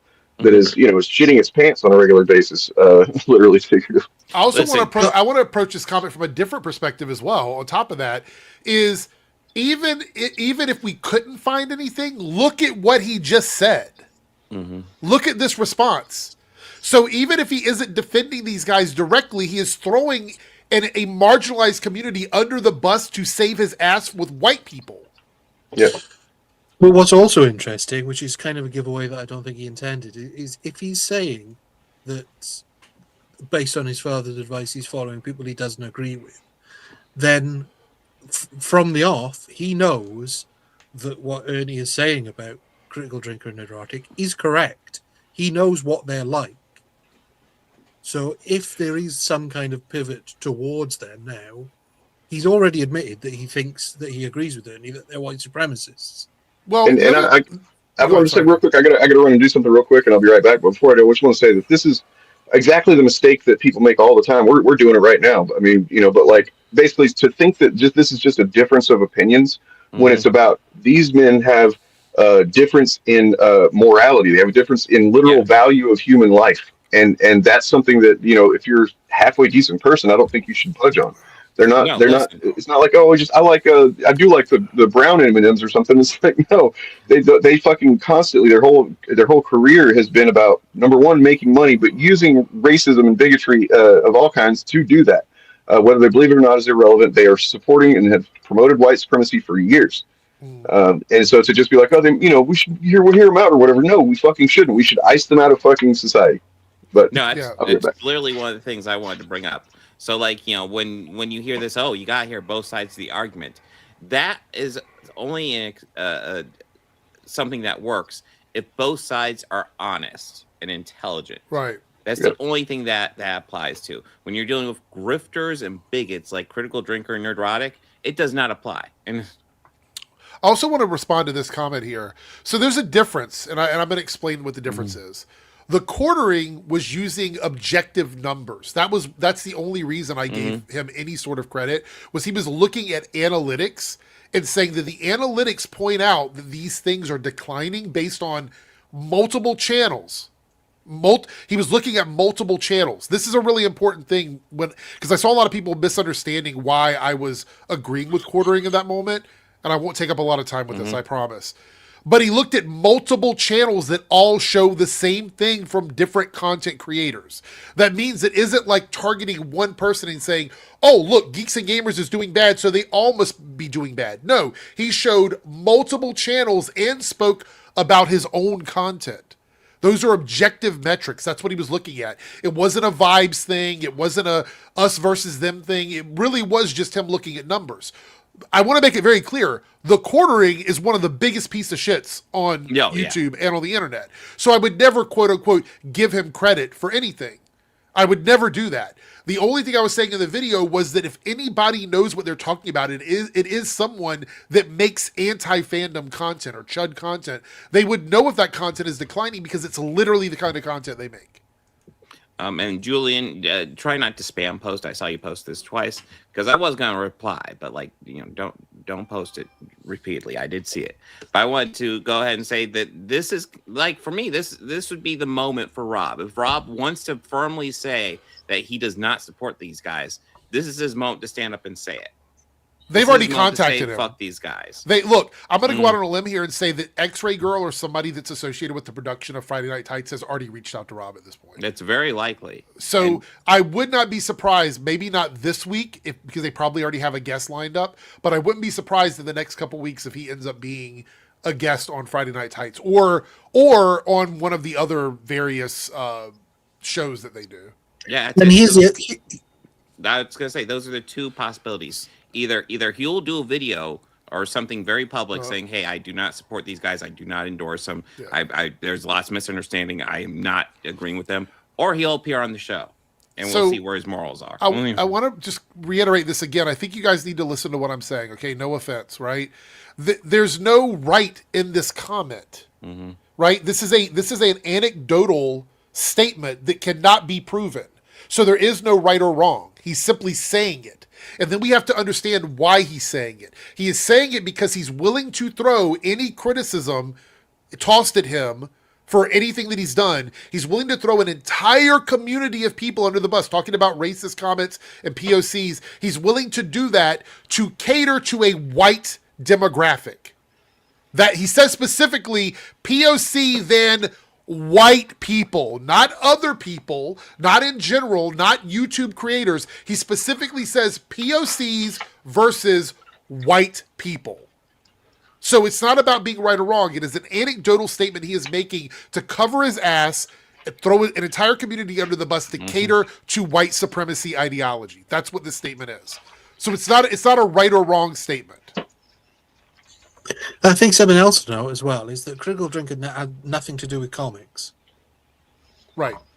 So why are you following him? Yeah. Yeah. I mean, Gary, I can kind of justify it if you're a comic reader. I don't even know if I would go as far to because I'm as someone who isn't a person of color, I don't know how I would react to this if it was a situation where I was looking through Rob's follows to find out who he's following or whatever. I don't know how I would react to it, right? I don't understand how that would feel. But if your community calls you out on something and your response is, I'm just going to throw that entire community under the bus, that's kind of crazy to me. Okay, so you say, I'm not referring to the comment on the screen, only the comment about people you disagree with not being wrong all the time. Let me put this in perspective. If somebody goes into a store and they steal 9 times out of 10, but one time they don't steal, that doesn't make them right or a good person. They're still a thief. So when somebody gets on here and they're a grifter, even if they don't grift in one video, that doesn't make them not a grifter. I'm not going to give them credit for being a good person. That should be the standard. That should be the bar. Anything outside of that is what makes you that thing. If you are somebody who lives your life and you never kill someone, and then you kill one person, you're still a murderer. That's just the reality. It's the same thing as them being like, they don't dislike everything that's got a black character in it. They like this one movie or whatever. And it's like, that doesn't fucking change the fact that 99% of the time they're fucking literally using white supremacist fucking great replacement theory, dog whistle bullshit. And in fact, that points to that one example of them liking something probably being disingenuous just so that they can try and cover their asses from the valid accusations. Yeah. And it's also not just about like being aware of when they might be correct on an issue or not, because like Eric, you don't follow the quartering, and yet you knew about that video. Yes. And so you were able to cover it without following him. Specifically following them on Twitter means that you're looking to their tweets to see what they say there, and then never commenting on it publicly. Even if he had made a video in the past saying, look, I hate these guys, I don't agree with them, but on this occasion, in this one particular tweet, they're saying something that is correct, that would be different. But he doesn't even do that. Doesn't cover them at all, positive or negatively, just follows them on his Twitter account. Yeah. But the other thing It almost would. Yeah, go ahead, Dane. I Sorry. was going to say, based on what Ryan was saying, it says to me that he's looking to kind of, poach some of their audience more than anything. Even if they're not covering the same kind of stuff. Like, if I, just follow him, perhaps his audience will see me in the follows or whatever. And it seems pretty cynical to me. Like Ernie said, he thinks it's just money motivated. I mean, I just can't even imagine. I can't even imagine this. I have to say this again because it's blowing my fucking mind. I can't imagine if I were questioned about my credibility or my morality or my ethics when it comes to the queer community, if my very next thing I did was just throw the queer community under the bus and go, I'm not anti-queer, but let me throw them under a bus, to defend myself. I don't see how that can be a rational thought in anybody's mind. I just don't see how you can reach that conclusion if you're being honest, if you're being a serious person. Adding on to that, something I'd like to say that I was sort of sitting on here for a second, mulling over in my mind, and I think it might be appropriate, is, if somebody has like a motivation, if we're talking about rhetoric, if somebody has a motivation for furthering something rhetorical, you don't actually have to hand it to them if the motivation is malicious just because you think they're incidentally correct. Great example of this. I've seen grifters talk shit about movies that I don't like. And I've sat there and been like, I don't like this either, but I know this dude's only got a problem with this shit because it's got a woman in it. So I can't sit here and be like, well, he's right about some things. That's fucking stupid. Listen, dude, like the even dumbest thing you could say. 100%. And this, okay, it doesn't matter, right? Because his sentiment, the sentiment, he's at the very least, it's objectively true that his sentiment is he's passive and neutral on them, which, is a bad thing because white supremacy needs to be actively fucking fought against. It needs to be actively fucking, pushed back on. So and it's not even neutral because, like I was just saying, it very least is it causing some overlap of some people in the audience whenever you were following somebody like that. If you're trying to cut X size of fucking cancer out of a fandom like white supremacy, you need to fucking cut them out. Every single time that any one of us makes a video about one of these chuds, we go through our minds whether or not is this, we're not just doing it willy nilly, like, because there's always a chance that we, introduce them to somebody that might like them or whatever. And that's always a risk. So we have to calculate and go, is what we're saying, is our criticism actually, worthwhile enough that even if we accidentally introduce one fucking person to, make them a new fan, is it going to be valid enough to, counterbalance that? There's a sense of responsibility, especially when you have a fucking platform of like 2.6 million subscribers that he has. That's just, we can't live in a fucking society where social media is the goddamn be all end all that it's become, and everybody's all about it when nobody has any sense of responsibility or accountability for what they're doing with their platform. And that includes, tacit, kind of passive, being okay with somebody. Yeah. And to that point, like, I do think it's a gap because I see this a lot from like commenters and from like people who just like follow content creators where they're not content creators. So they don't have a sense of how the standard is different. Like if you're just like casually interested in the Critical Drinker and you follow him on Twitter just to see what bullshit he gets into, I think that's a little like suspicious, but I'm not going to razz you for it. Whereas if you're a content creator, like kind of like Dane is alluding to, it's the things that you do or the things that you promote, and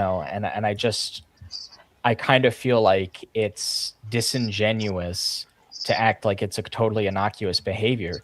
Because if it was totally innocuous, you'd have a side account that was your personal account where you interact. On that note, though, we can listen to what he says. I've got kind of queued up here in a second on this video for what his response to Ernie was about this stuff, so we can hear what he has to say about it.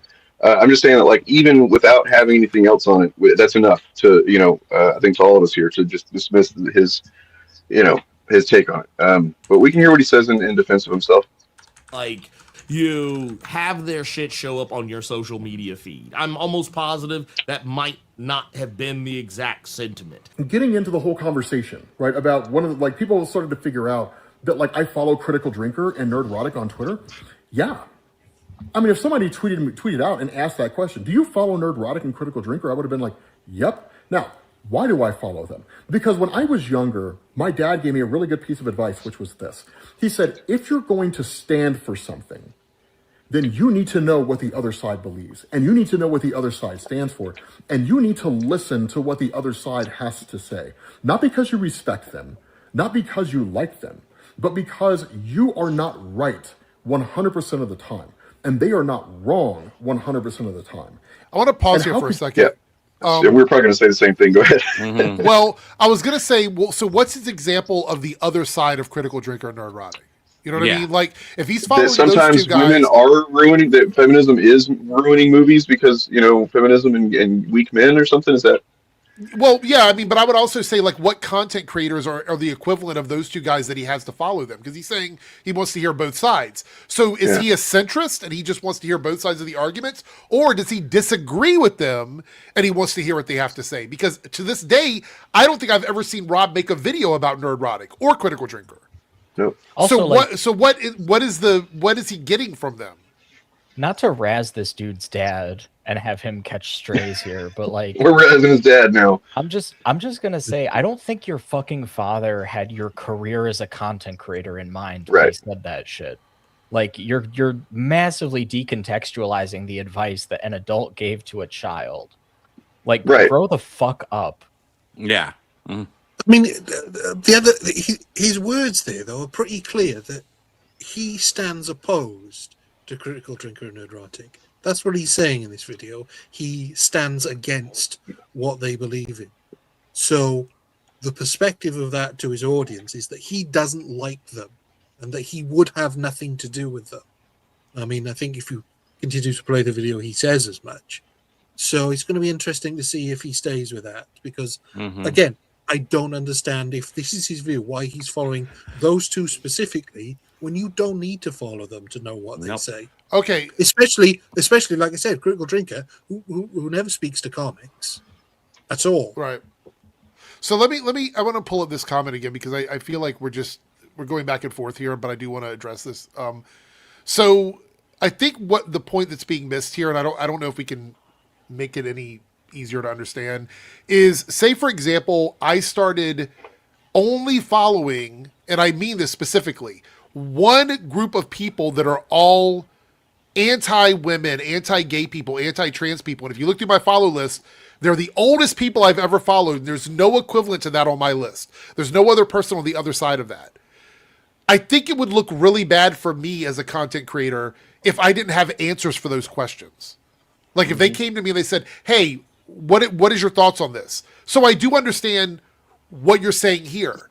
But he has told us with the response we saw just a second ago. His response is he doesn't care because he gets more racist comments from POCs than he does white people. That is his position. And that's the only position that we can that we know, because that's the only one that he's even speaking about. Everything else he's very silent on. And typically when somebody is silent on something, it's because they don't have the same beliefs that they think you want them to have. So they don't want to say it out loud because they're afraid of being rejected for those things. So he's very quiet about it because I believe, this is my opinion, just my opinion, I believe Rob is probably not a full-blown chud, but he is in chuddy waters. He does hang out in that space. He does sort of find that interesting, the conversation about that interesting, because I have never seen a video from him, and I subscribed to him for years. I've never seen a video from him where he's taking up the opposite position. He's never done that. So all things lead me down the path that he agrees with them to some level, and that he's ashamed of it, which is why he's not being honest about it. And now he's deflecting because he doesn't have an actual answer for it. Everything he's doing is showing us that. And the comment where he threw the entire black community under the bus, actually any POC under the bus, to defend white people on Twitter, tells me everything I need to know. I don't need to hear anything else from him. I don't need to hear anything else from him. I want to point out that, like, these guys have actively, and their audiences have actively targeted, group, not just, obviously there's the celebrity examples of the many Star Wars actors and stuff like that, but just comic book creators, but also just small channels that pop up trying to, like, even criticize them, or even say something, not even addressing them, but saying something like, oh, the people say this is woke and bad. I think it's good. I've had, at least a dozen people over the years message me, with some version of, like, try to start a channel or whatever, and these people's audiences just find me.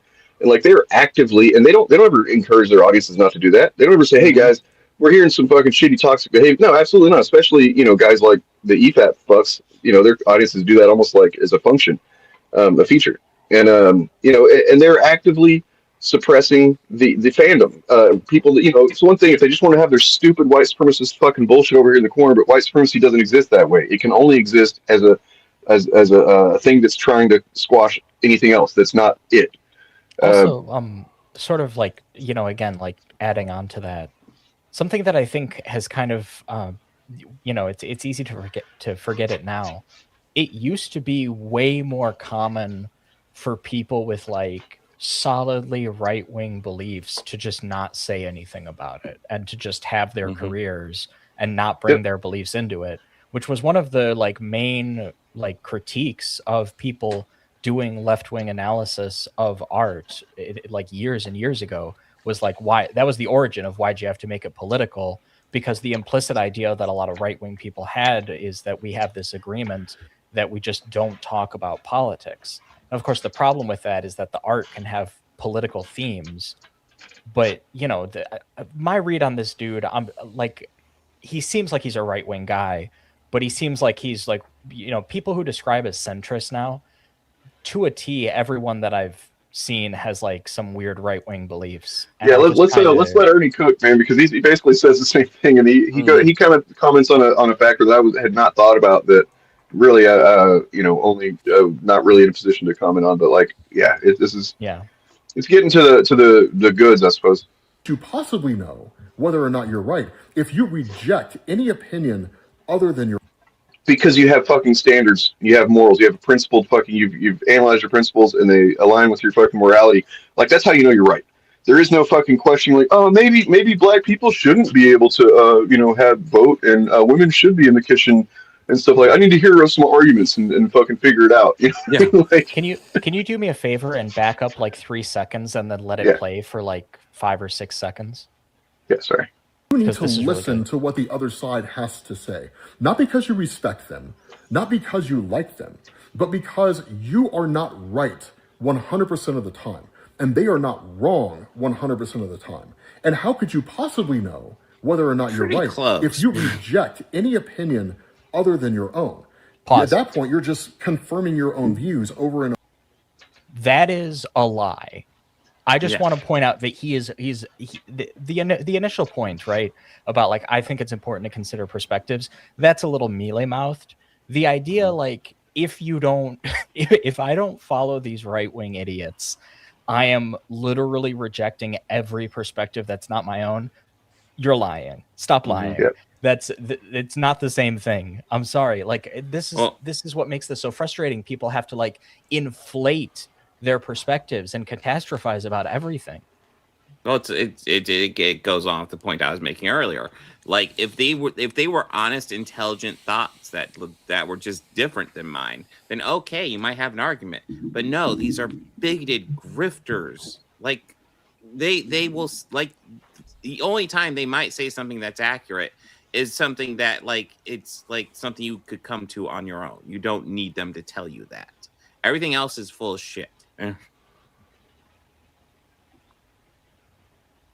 Yeah, I just really wanted to point that out, because seeing, like, I heard him say like rejecting any opinion, and I knew what he was about to say. I could like hear it coming, because it's nobody can ever, and this is the thing that I see all the time when like right-wingers respond to people on this show, even, they can never just be like, here's the facts, here's why you're wrong. It always has to be some fucking bullshit about like, oh, nothing is ever good enough for you. You think you're the only right person in the world. It's just a straw man. Why did you have to make it a straw man? Just say that you're right and we're wrong and explain why. Respect Critical Drinker or Nerdrotic, and I have no problem admitting that publicly. If I happen to bump into them at a Comic-Con and they're like, oh my God, your comments explain, we're huge fans, do you want to get a beer? I would just be like, no. And then I would leave, right? But I do listen to them, because it's entirely possible that they have an opinion out there somewhere that actually changes, and it gives me reason to rethink my own viewpoints. That maybe I'm not actually as right as I've been telling myself I am this entire time. This is a sick Negro. Real talk. if you need a white supremacist, if you need to follow a white supremacist, two of them, bear in mind, two completely different white supremacists, in order to make sure that you're on the right side of things, or you're hoping that they can give you some information that's gonna maybe change your worldview on something. Like, look, if you ever find yourself in agreement with a white supremacist, you need to revisit some shit. Yeah.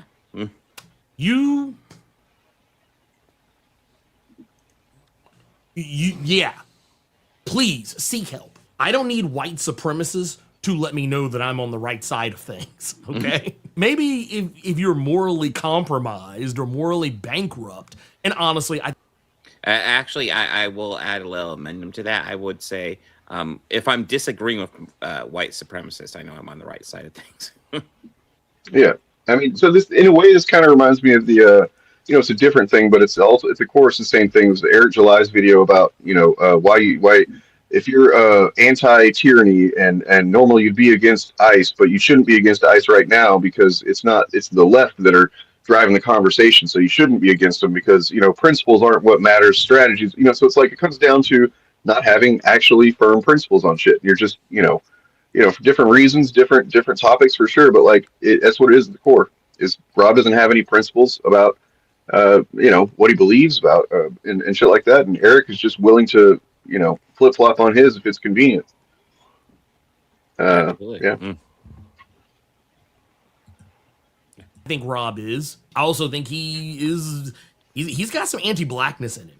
Because he leaps at opportunities to shit on other black people, which is kind of funny because I've seen him actually talk about how the people who are the most racist to me are other black people. Other people of color, they're the most racist to me. Yeah, the reason why we watching women's basketball is not just because of one person. It's because of me too, and I want y'all to realize that. Ain't nobody coming to see you, Otis. But literally, I saw him doing this. Like someone actually told me about how he used to talk shit about Angel Reese for no other reason than the fact that she was a black woman. Honestly, that right there in and of itself is a whole other host of problems. But to get us back on task, the reason why I took umbrage with him following white supremacists outside of the obvious is that it's like, well, here's the thing.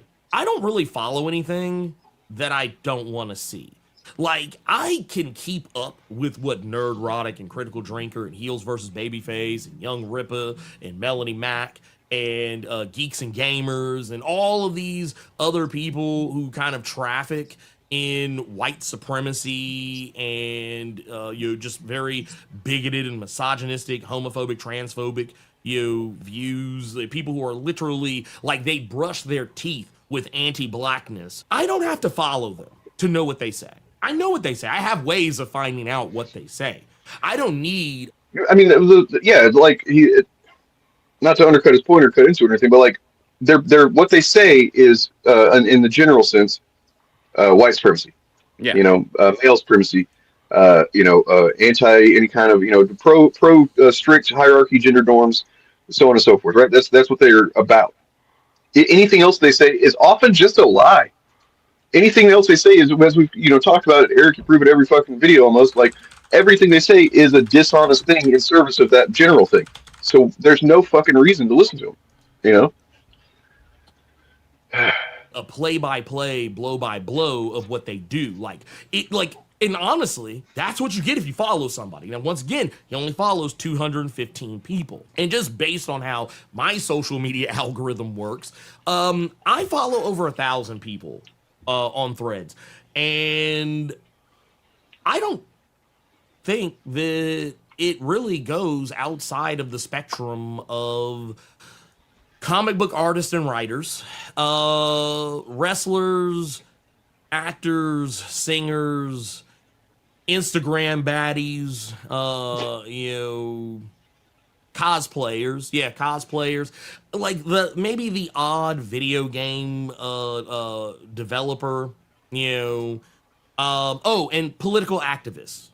Those are like the 8 types of people I follow. And my feed is largely like political activism, titties, ass, political activism, video games, anime, titties, ass. Yeah, that's my feed. That's my feed. So what you're telling me is that like, yeah, his is like, okay, comic book shit, comic book shit, comic book shit. Oh, white supremacy, white supremacy, white supremacy. Oh, comic book shit, comic book shit, comic book shit. White supremacy, white supremacy, white supremacy. That's basically what his feed is. Once again, I did a video actually. That's a really good point that I think maybe all of us could kind of try and keep in mind going forward is like next time you encounter somebody, just like look at their follows and imagine what their feed looks like. You know what I mean? Just like really kind of put yourself in there for a minute and think, what is this person taking in all the time? Yeah. Out and breaking down some of the things that were being said, debunking a lot of things that were said that you said about like people like Nerdrotic and Critical Drinker. I didn't watch their videos, like not on their channels or anything. I didn't follow them. I downloaded them off of YouTube and then watched them in my own time. I don't give them I don't give them metrics. I don't give the appearance of enjoying their content. Like they get nothing from me. Like if you see me watching a nerd, even like on my live streams where we've like responded to shit that like Nerdrotic and Critical Drinker and other people like them, even in those live streams, we're not watching their video on their channel. That video has been downloaded from their channel without even clicking on the video. Thus, they get nothing from me. It seemed like a very piss poor excuse. Because honestly, I know what happened. I think now that I think about it, I think I know what video he's talking about. I think he's actually talking about the Nerds of Culture live stream. I think he tuned in for it. And I think that's where he got that other stuff from. Because he kept thinking about the Threads video, but I think he was actually thinking about the live stream. Because there I was very loud and proud about what I had to say about him. Because by that point, evidence had already mounted against him. And there was really nothing he could say to beat the charges. And that was also kind of where people were trying to defend him, saying, oh, it was research, it was research. And notice how he used that very same line of thinking when he tried to defend himself for all of like 30 or 40 seconds in a 9.5 minute video. But then the other thing that came up, and this was one of the things like, this is kind of where I was defending him actually, and he just didn't realize it. I don't care if he doesn't talk about Milestone Media on his channel. I knew before y'all knew that he didn't like Milestone. For the record, anybody's not aware, Milestone Comics was it existed briefly in the 90s. It was an all-black creator-owned comic book indie publisher with all, I'm pretty sure every character, at least every title, was a black-centered character. So, Static Shock came out of that and stuff like that. Icon was another one. Dwayne McDuffie, Christopher Priest, I believe. Media, and it's kind of funny because it actually came up in a live stream. Like he basically, like, Carter and I were talking about Milestone, and he was just really quiet. He didn't have anything to say. Just was what it was. And also, I want to point out too, Rob, I think he doesn't like being black. Like even the little bit that he is. I mean, think about it. Look at his profile pic on like Twitter and on YouTube. It's literally. I had not ever considered that. It's not something I ever thought about when he brought but up. When he said, I'm like, holy shit, dude. It's literally a white man. It's not him. I mean, I don't know what to say about that other than me. That makes He is at least a dozen shades darker than his profile pic in real life, but yet he has the picture of a white man on his YouTube channel. This is a sick Negro. That's crazy. That's a whole new next level of wild shit. And then to top it all off, just everything else, his like him dumbing down Milestone Media to FUBU. Milestone Comics is effectively FUBU within comic books. Wow. Right? It is black superheroes created by black faces. That's the only black-owned brand that Rob that actually knows about. Let's go keep that a buck. That's the only black-owned brand that Rob could think of. That's oh man, yeah. I don't know. This is not really any of our places to comment on it to really any degree. But like, I mean, I back what Ernie says here because where he comes from, I generally believe he's one of the most sincere and earnest dudes that there is on talking about comics on YouTube. Yeah. And so I trust his take on it. But he dumbs it down to FUBU and then says, it doesn't resonate with me. There are some stories that just don't resonate with me. And Milestone's one of them. It just didn't resonate with me on a personal level. I'll give him credit. He did say earlier in that I think that was like an 8-something minute video. He did say earlier that video, he was kind of dancing around a lot of shit, but like in that video, he did say that he thought Milestone was important and that, you know, it was something that, you know, needed, you know, to exist. But it was also within the same breath, he was like, yeah, but I don't give a fuck about that shit. Once again, this is a video the hard R. Yeah, I just want to say real quick, like, calling it FUBU is fucking crazy. That like, is nuts. It does have like black characters that are like black on purpose. You know, it's like black writers writing black characters. But FUBU stands for us, by us. You know, it's like just hip hop culture clothing and shit. You know, like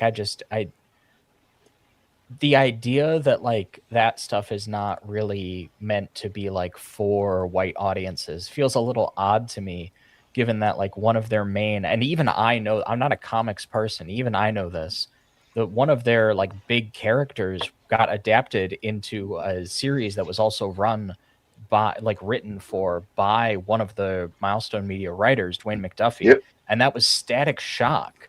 And that was on mainstream television when I was a kid, and I watched it. It's crazy. Like, that's nuts.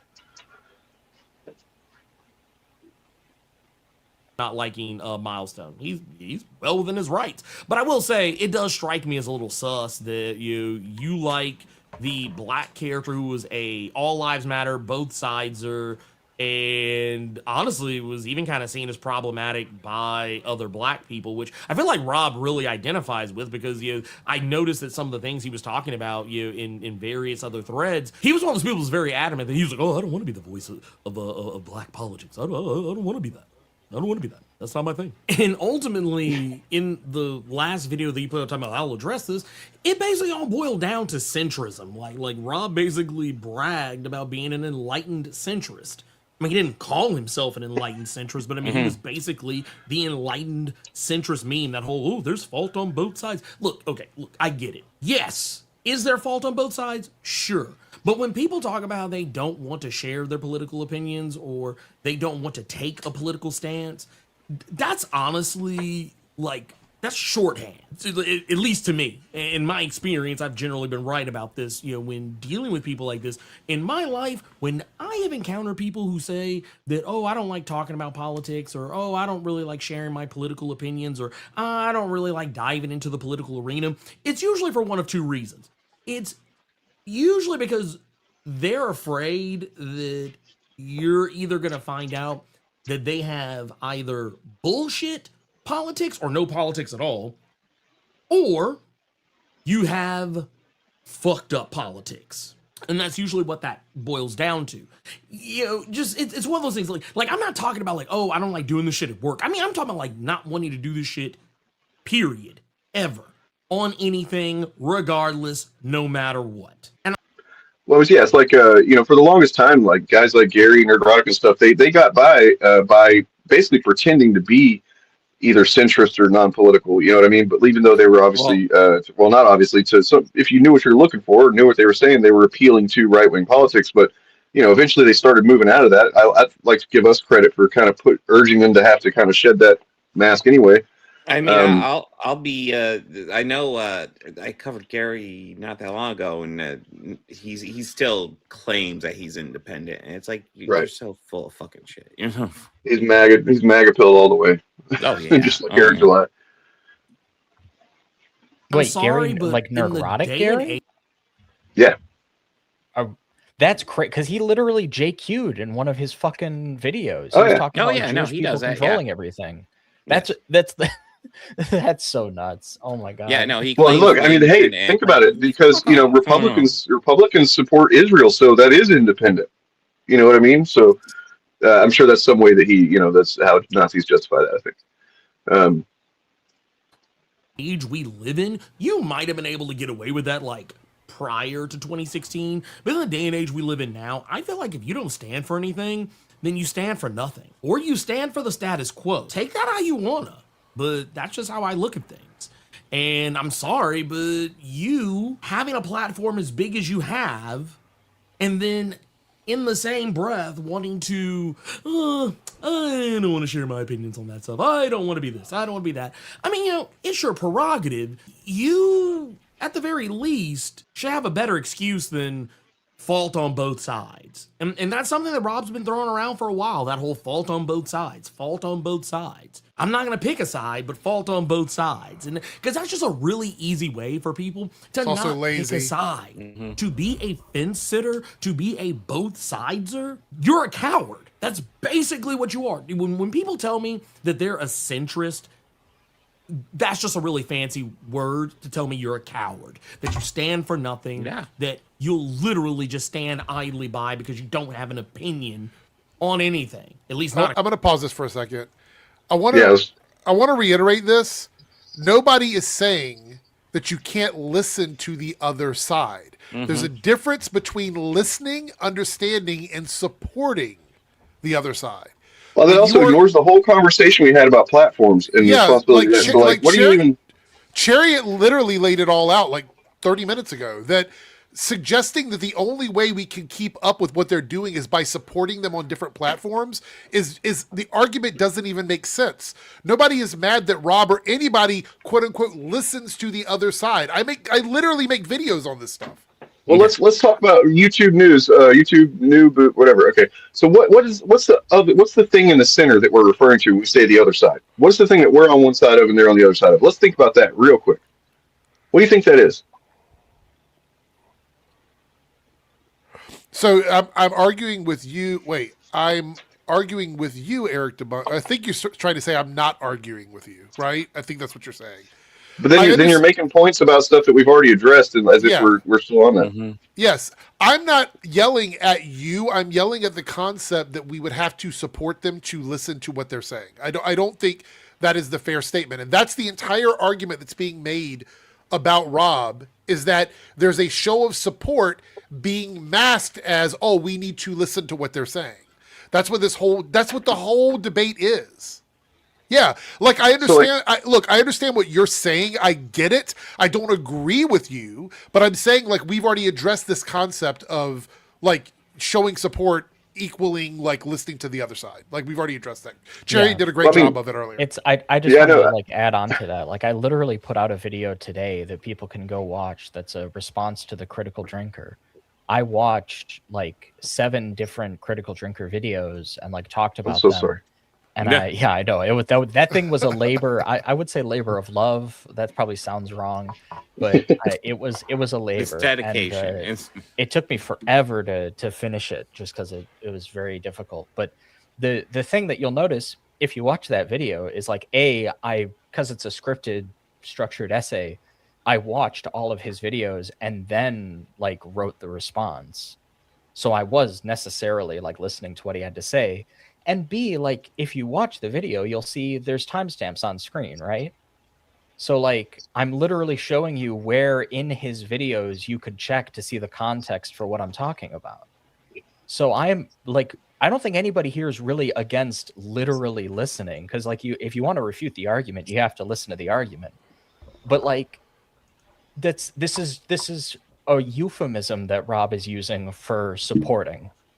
Listening and supporting are technically 2 different things, but he says listening when he means supporting. So to say, "Oh, I think he's right about that," it's just it's taking the lie at face value. You know, you're absolutely right in the sense that a person can listen to the other side of a topic, even if it is a topic, something that's like you're just morally standing your ground on, like being racist is bad, right? And you want to hear out what the racists have to say. Sure, I can do that, and it's not going to make me change my mind or anything. What it's going to do is it's going to frustrate me because I'm so morally against that. I find it so fucking repugnant. The only reason I might have to listen to that is if I want to say something against directly what they're saying, right? So, like, I don't see the value. I don't understand what the value is of, like, if you disagree with somebody on the issue of race or whether trans people are valid or whether fucking women should have equal rights or whatever it is like this.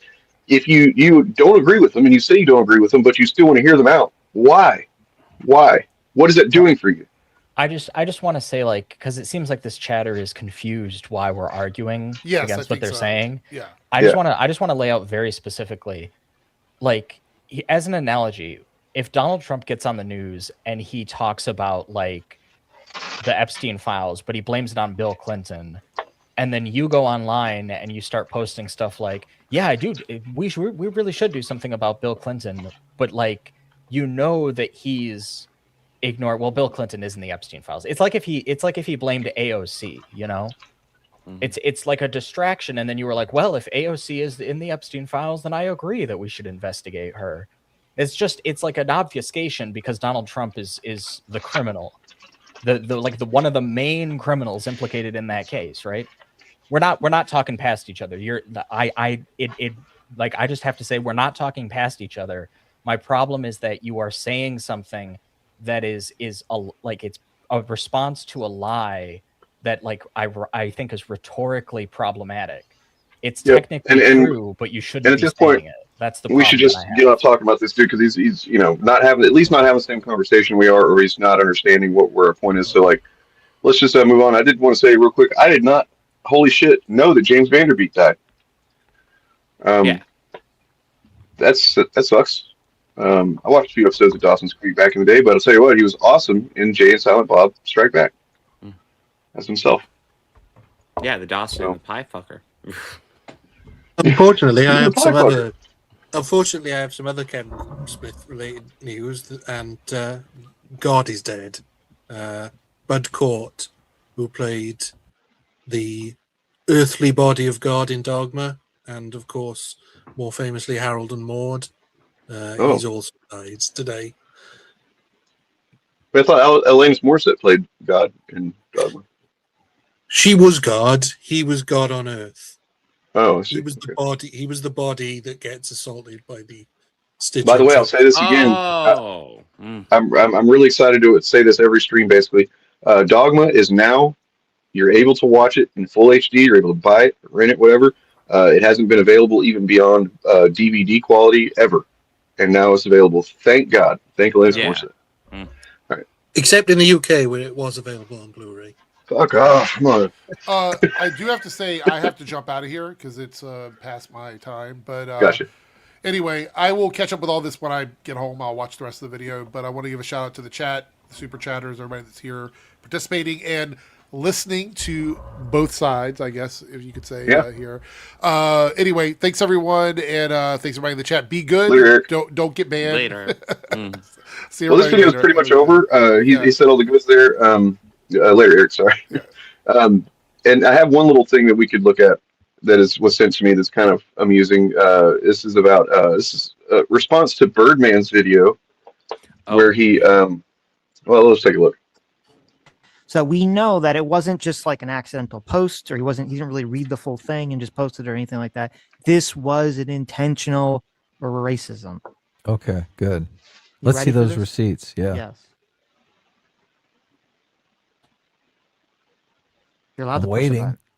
You're allowed you ask, yes, Ryan is a provable racist. Here he is giving the Batman a lower score specifically because apparently there was insufficient white representation amongst heroic characters, even though the movie is literally about Batman, and that the mayor, Jim Gordon, and Catwoman were portrayed by black actors. But there were only a couple good people in this movie. You had Bruce Wayne, Batman, and you had Alfred. Those are the only two good white people. The rest of the three other major players that I would consider like overall like moral good people were, you had Jim Gordon, who's black in this. You had Catwoman, who's not white in this. And then you had the mayor, who's a black woman. Again, very much on the nose for current day Hollywood. Did not like that. Took a little bit off the score for me, to be honest. So, as we can see, this is not an accusation I'm levying against Ryan arbitrarily. Damn. So yeah, before we hear what they have to say about that, I want to say it would even be. I'm not going to say. I think it is racist. I think Ryan's take is clearly racist there. I know that you've addressed it in debates before, Bob. But I would be willing to debate the claim that it is objectively racist. I kind of see where I don't agree with it. I think it is very much racist, but I can see where a chud would find a foothold to argue with that. You know what I mean? Like say, well, it's just and we've heard him try to do it and stuff like that, and I don't think anybody could convince me, but I definitely see where it would be possible for a chud to attempt to argue against that being objectively actually racism, right? Yeah, you have. But I feel like you have to be actively looking for the not racist take, but I could see. well, we don't even get to have that conversation. They don't have that conversation because the way that they respond is fucking insane. It's like they didn't even listen to them. So listen to this. Proven racist by the racist prover. Got him. Isn't this a typical? This was a typical complaint by black people that only the black representation in movies was bad guys, right? Criminals and thugs. Mm-hmm.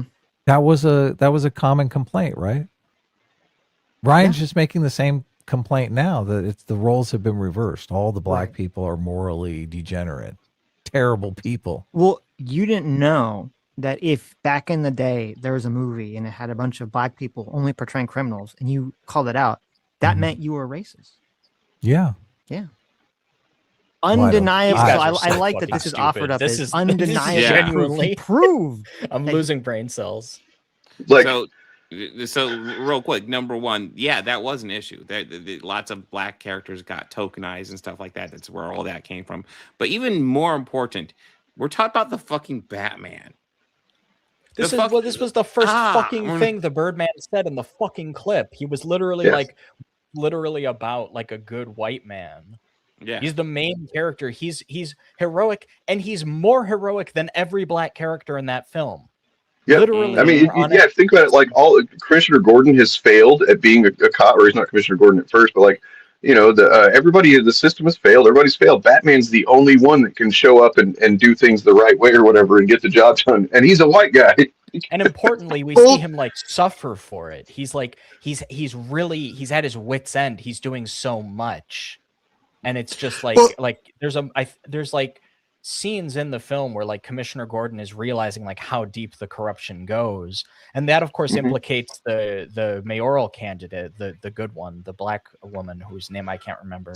Well, honestly, I don't think that any of that even matters because their argument is so facile, so idiotic, because what Birdman is pointing out that they seem to miss is that it's not a question of Ryan Cannell saying, oh, all the black people in this are good and all the white people are bad, because he doesn't say that. He says that Alfred and Bruce, although obviously this is he's incorrect, but he says they're the only two good white men, and so he literally thought the film was worse because they were only two quote unquote good white men and three good black characters. The film was worse, whereas the complaints about casting previously was never that it made the film worse, is that it was racist.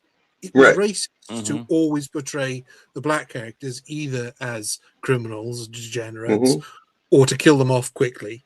That was always the complaint of the films.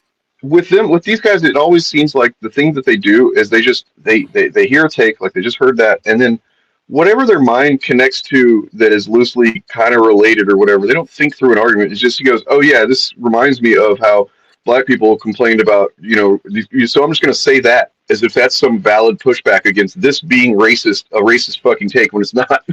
It's like, yeah, these guys have fucking, their brain rotten to the core. He literally, I mean, Cannell literally says he thought less of the film. He took points off the score of the film because either there were too many good black characters or too few good white characters, which, I mean, like you said, you can argue whether that's I'd say that's pretty clear cut that his issue was with the race of the characters and the way they were portrayed. So I would say it is pretty racist. Well, I mean, the underlying thing is like that, it's wrong to say that black people can be good and white people can be bad. Is that what like the underlying kind of implication is, maybe? Also that white people can be good? Just the fact that these guys even have a show is like just massively indicative of the fact that conservative content creators, and that is absolutely who the fuck these guys are. I don't buy for a second that they're moderates or socialists. The way, like, their entire model is being the excuse-making industrial complex for every shitty and moronic right-wing take that floats around. They have to do a They are the epitome of the centrist YouTubers, right? Like whenever like you look back at the, they used to get away with it, I think more, back in the day, but like they would have Jordan Peterson they had on at one time, I think. They would have all of the, the right wingers on the rise. And their grift would stop. There's like a lower echelon, lower tier of show that's what they're at. That these people would stop on and be a guest on their way up. Meanwhile, they didn't fucking get anywhere. They didn't go any further up. But these dudes are such fucking liars. Anybody, by the way, if you guys like, if this clip obviously doesn't convince some people in the chat, look up the Sitch and Adam debate with Sam Cedar. These guys are huge fucking liars and hypocrites too. Genuinely, like the way that they completely fucking pretended to not understand what Sam was talking about and acted in pure bad faith. These guys genuinely made the argument. Like, this was the moment when I knew, okay, they're just fucking stupid. They're just, they get a paycheck for being stupid. They're never going to grow. They're never going to become more intelligent. That is their entire content model. They genuinely made the argument because like they brought up that Sam believes in stochastic terrorism. And the idea that right-wing people like spreading like dehumanizing bigotry about minority groups can contribute to violence towards those minority groups. So they bring up to Sam, they literally made the argument, don't you think calling people Nazis has the same effect?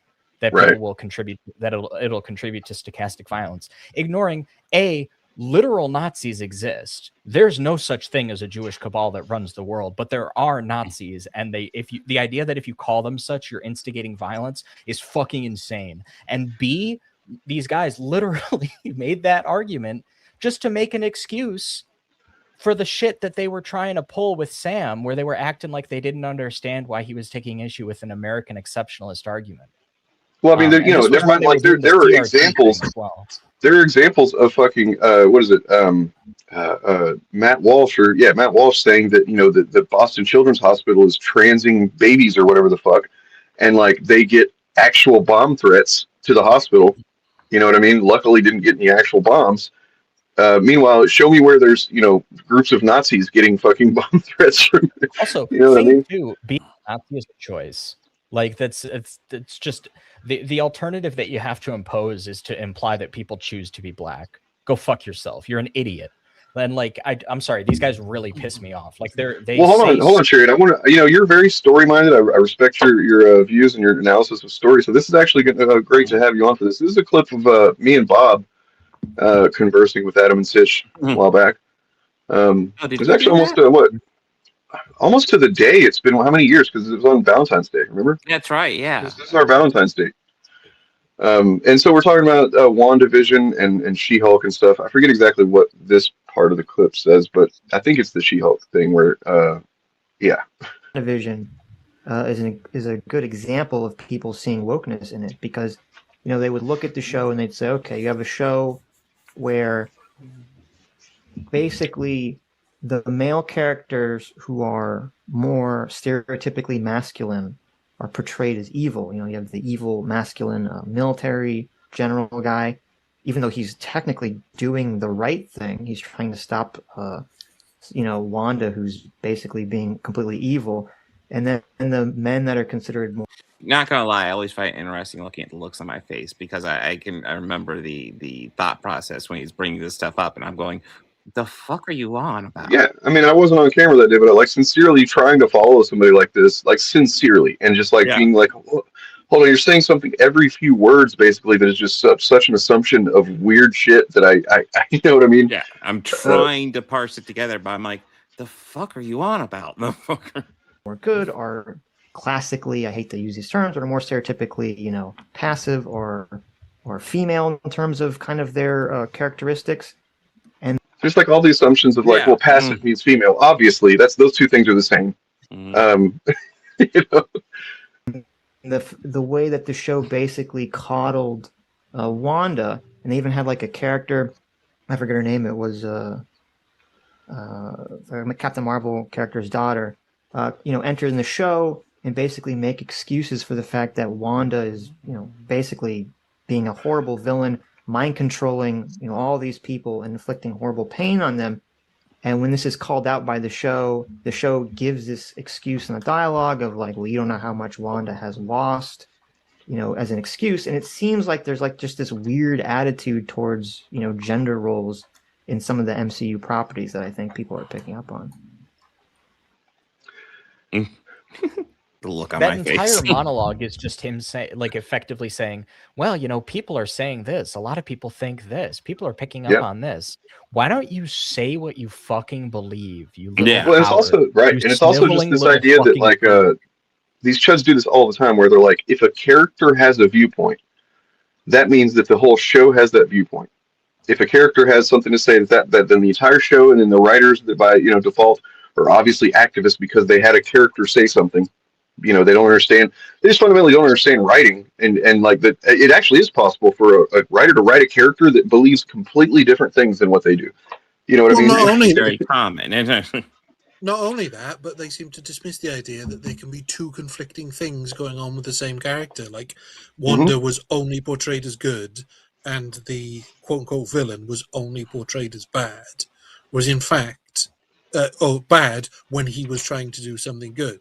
Whereas, as I remember it, the army guy villain was actually trying to do something horrific. He was, yeah. That's what you find out.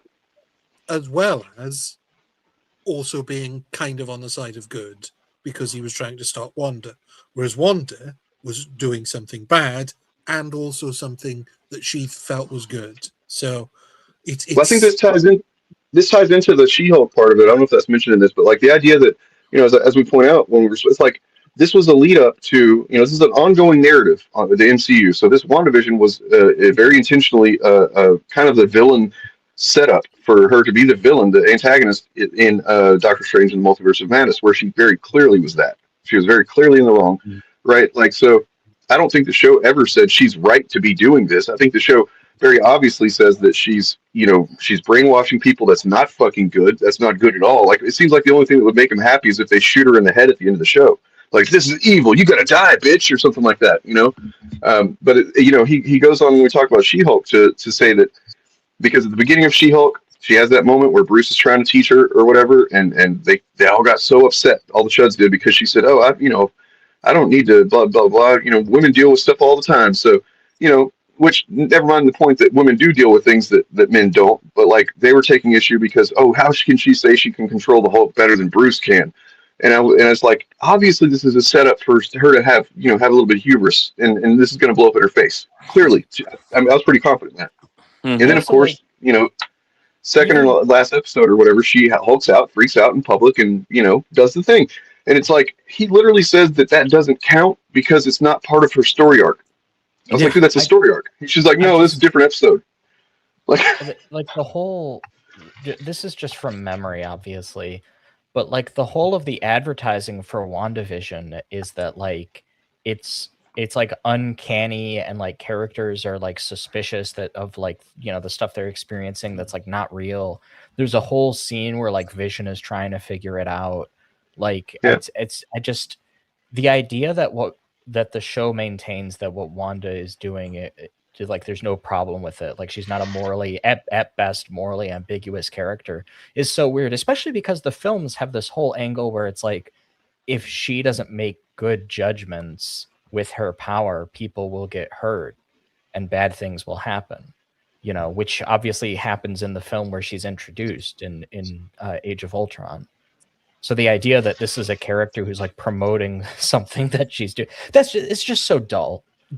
Yeah. This is just troglodytic dullard bullshit. I've gotten into arguments with people, I think especially on stream one time. I got in an argument with maybe it was Jarbo about the fact that like Tony Stark gets a pass on so much shit that he's done compared to Wanda, right? Well, like, you want to talk about two characters that are very flawed, that have made some fucking bad choices, that have hurt and killed a lot of people, and yet people want to fucking literally treat Wanda like she's, you know, they're coming after her with torches and shit. And meanwhile, every movie, Tony Stark's just like, whoops, my bad. I won in the end, so things are okay. You know? Oh, did I make a robot that tried to conquer the world? Whoopsie. Whoops. Well, even more of a one-to-one comparison, as you were talking about She-Hulk there, she makes it. The whole show makes a point about accountability as well, because essentially she gets imprisoned for going mad, smashing a TV screen and scaring some people, whereas the Hulk got away with basically destroying Harlem. And then what he did in South Africa as well. Like, I mean, he I don't think they said how many people, but he killed a few people in Age of Ultron. Of course, he was mind controlled by her. So, first of all, like, I'm not going to bring up Loki because I think like that was still unfolding when this stream would have happened. But like, have these guys heard of Bucky Barnes? He killed Tony's mom. What? Yeah. And he's a senator now. He's a hero. They treat him like a hero. God damn it! Like, this, I mean, it's just when you point out that these are inconsistent things, and then they still argue. I mean, it's okay to be wrong. Like, if you were to like have not considered Bucky's arc or the harm he's caused, or you not considered Tony's or whatever. But then if somebody points it out and they're like, "Hey, man, actually, these other characters have done some real fucked up shit too," and there are extenuating circumstances. You want to not include the fact that Wanda was very clearly under severe mental distress and had some stuff going on. You want to dismiss that, but you don't want to think about how Bucky killed people, or you do want to excuse it because he was mind controlled. Or you don't want to think about how Tony, he tried to create Ultron for good intentions or whatever, or he thought he was doing the right thing with the fucking Accords or whatever. And it's like, the only thing you can come to at the end of it, if they still try to argue this point, is that you're doing sexism, man. You don't want a woman to have the same, understanding towards her flaws as you give a man. Simple as that. Well, this is just like motivated reasoning, because like if a female character is a bad person, guys like this are like, oh, they think it's okay when women are bad people. But if a male character is a bad person, they go, oh, they hate men. Like that's motivated reasoning. Like that's you're a liar. You're a liar. Oh my God. I mean, he is pretty beautiful, to be honest. I didn't hear this if Sitch said it, so I can't comment on whether that was what was said, or who said that. But just to address Saigon in the chat, suicidal empathy sounds like a Nazi description of altruism. Suicidal empathy, the popularization of that phrase, does come from the far right. Yeah. So anybody advocating that, like, you're spreading far right propaganda already.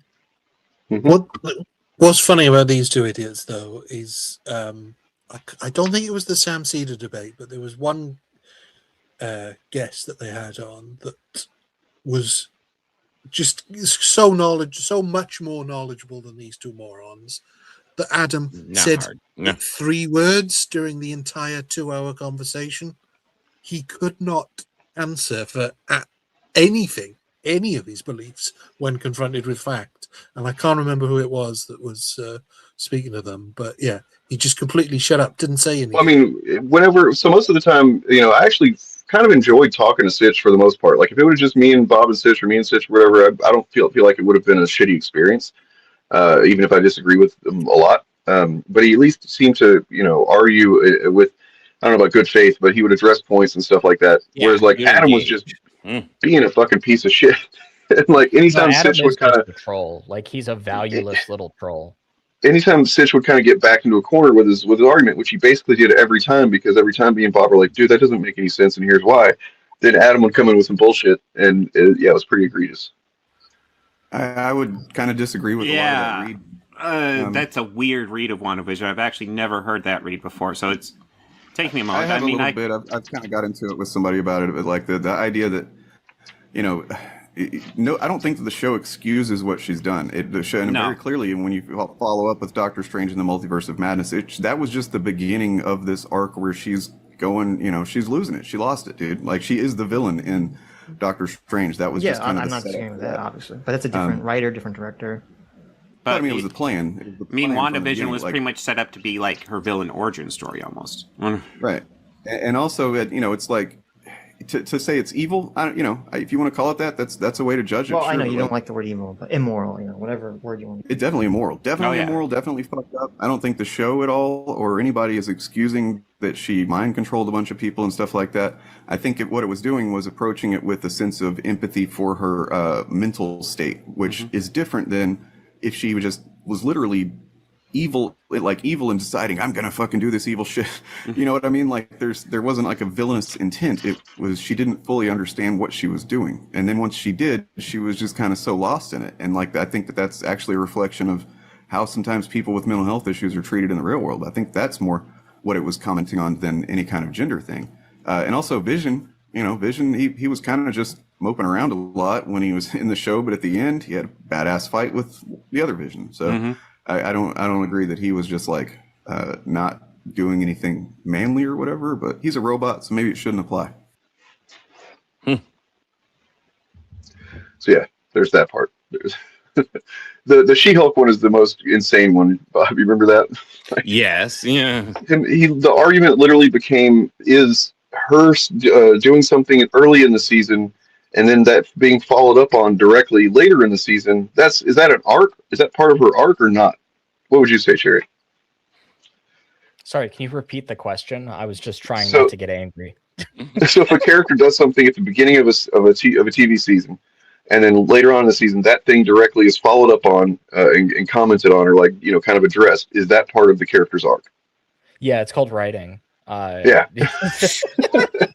That sounds woke to me. It's called character development. It's called characters have internal struggles, the struggle of the character versus themselves.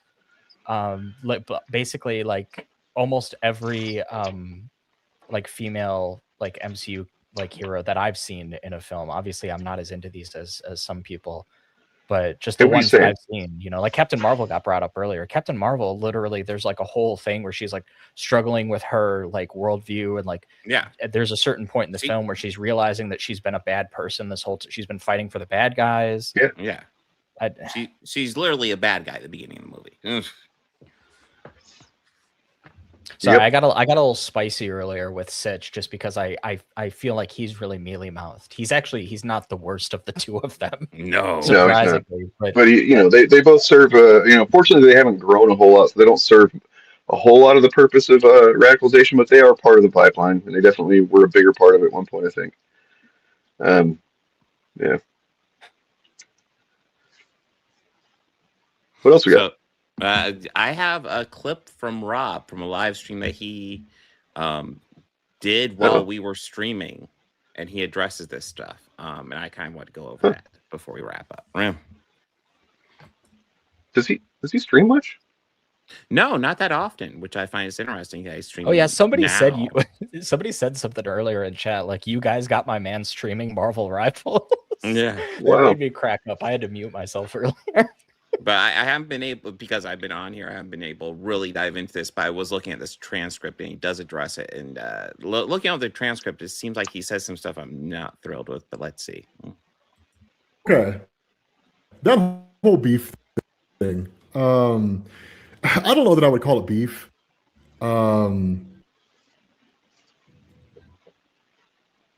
Yeah, it's.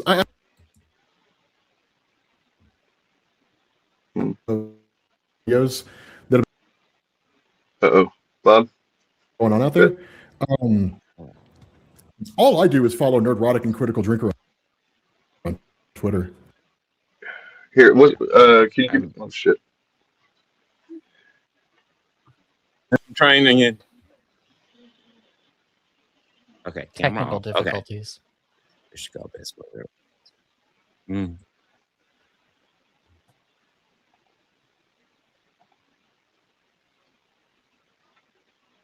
And now it's muted. Sorry, I had to. I guess you guys don't even notice that I had to leave the stream with my other me. But here we go. Bob, do you want to send me the link with the time code? I can play that, or? Oh wait, wait, am I not sharing audio? Yeah. No, you were. It was just really the audio. I couldn't hear anything. No, I couldn't hear anything either. Interesting. Oh, okay. Okay, I'm not. I think the audio got disconnected. Hold on. Let me go ahead and turn this off. Right. What's up, Crazy Joe? How's it going, man? We'll get this. Don't worry. Twerking is accelerationism. Everybody knows that. And communism. Everything's communism. Right, let's give this one more shot. Yeah, that I watch their videos and I'm subscribed to their channels. Not at all. Let me rewind you a little bit since I wasn't playing audio at all before. Rank sounds really toxic. Oh yeah. Okay, that whole beef thing. I don't know that I would. Is this coming in better? Yeah. Yep. It's still pretty choppy, but yeah. Okay. Call it beef. Yeah, it's. I've kind of been keeping track of a lot of the videos that have been going on out there. All I do is follow Nerdrotic and Critical Drinker on Twitter. I don't know where people got the idea that I watch their videos and I'm subscribed to their channels. Not at all. Like I don't retweet the things they say. I don't tell people to go check out their content. Honestly, the only way people even knew that I follow them is because they went through my. So I've never really publicly endorsed them, but it's now you have. It's weird, you know. At the end of the day, from what I get between the other videos that I've seen, is that people just kind of have this idea that by following them, it means that I agree with everything they say. Not really, right? I don't agree with everything they say. Bob? Hello? Bob's muted. Am I audible? It's not looking great on my end. Is it looking all right on your guys' end? Or are you? No, it's looking pretty. It's pretty choppy. It's hard to keep followed, honestly. I kind of heard what he was saying. This is that same lie again, where he's like, it's just bullshit. People think that I. It agree seems with him like about everything. Nobody said that. Nobody said that. I literally. I mean, that is honestly a very chuddy response to valid criticism. You know, to not even actually hear the criticism as what has been said, and then just to give some, distracting, blanket denial be based on something that wasn't really said. Well, what did I say earlier, right? Yeah. Like I literally said, this is the same lie they always use, and lo and behold, he's doing it again. He couldn't help himself. Yeah. It's I all, mean, it's all he has. It's the only defense he has. Yeah. He has to understand that, like, you maybe not have promoted them before, but you are now, technically. But I mean, you tacitly were doing it, passively, like by being, the only reason anybody knows, well, that's the thing. People can go look and see who you're following. And if you're someone with 2.6 million subscribers, you're going to have some level of people that look up to you and respect you and might go, hey, I wonder who he follows. I want to follow that person. Yeah. It's not that fucking hard to understand this, Rob. You know what I mean? Maybe he's watching. I don't know. Maybe he'll see it later. But Rob, you're smarter than this, man. It seems really fucking dishonest that you're going this route with it. When nobody said that if you follow them, you agree with them. Go watch the rest of the stream, Rob. Listen to what we actually had to say. Mm-hmm. Also, Rob, if you're watching this, who do you main in Marvel Rivals? It's not relevant. I just wanted to know. What did you ask him? I said, who does he main in Marvel Rivals? Okay. I've been meaning to start that game. I just haven't done it yet. My son really wants to, and we just haven't done it. Yeah. I don't know. Like, I'm tempted because it's a Marvel game, but also it's also the type of game that probably frustrate the shit out of me. It's one of those ones that's like, if you're playing with friends, it can be fun, but like grinding ranked and competitive, it just seems like torment. Overwatch has been like that for a while as well. in case you're wondering, it looks like he's playing Moon Knight right now. Yeah, that makes sense. It wasn't going to be Cloak and Dagger, like. Yeah. Yeah, they hated Elmo, man. I don't know what the deal was with that. Like, I mean, it doesn't make them look cool. It doesn't make them look like they have a good foothold in the culture when what they're doing is fucking dogpiling Elmo on Twitter. I know y'all said that already, but like, it's not a great look for where they're at. I was saying this yesterday. There was about a year ago, like shortly after the election, or after Trump took office and stuff, there was a little while there where it started to kind of feel like, oh man, they really did get the culture, didn't they? They fucking got the culture. They poisoned it just enough. They've got their foothold in it, and it doesn't feel like that anymore. I mean, of course, it's all pretty amorphous and vibes based anyway, but it could just be algorithm based for all I know. But like, it doesn't seem like the culture's really with them anymore. So.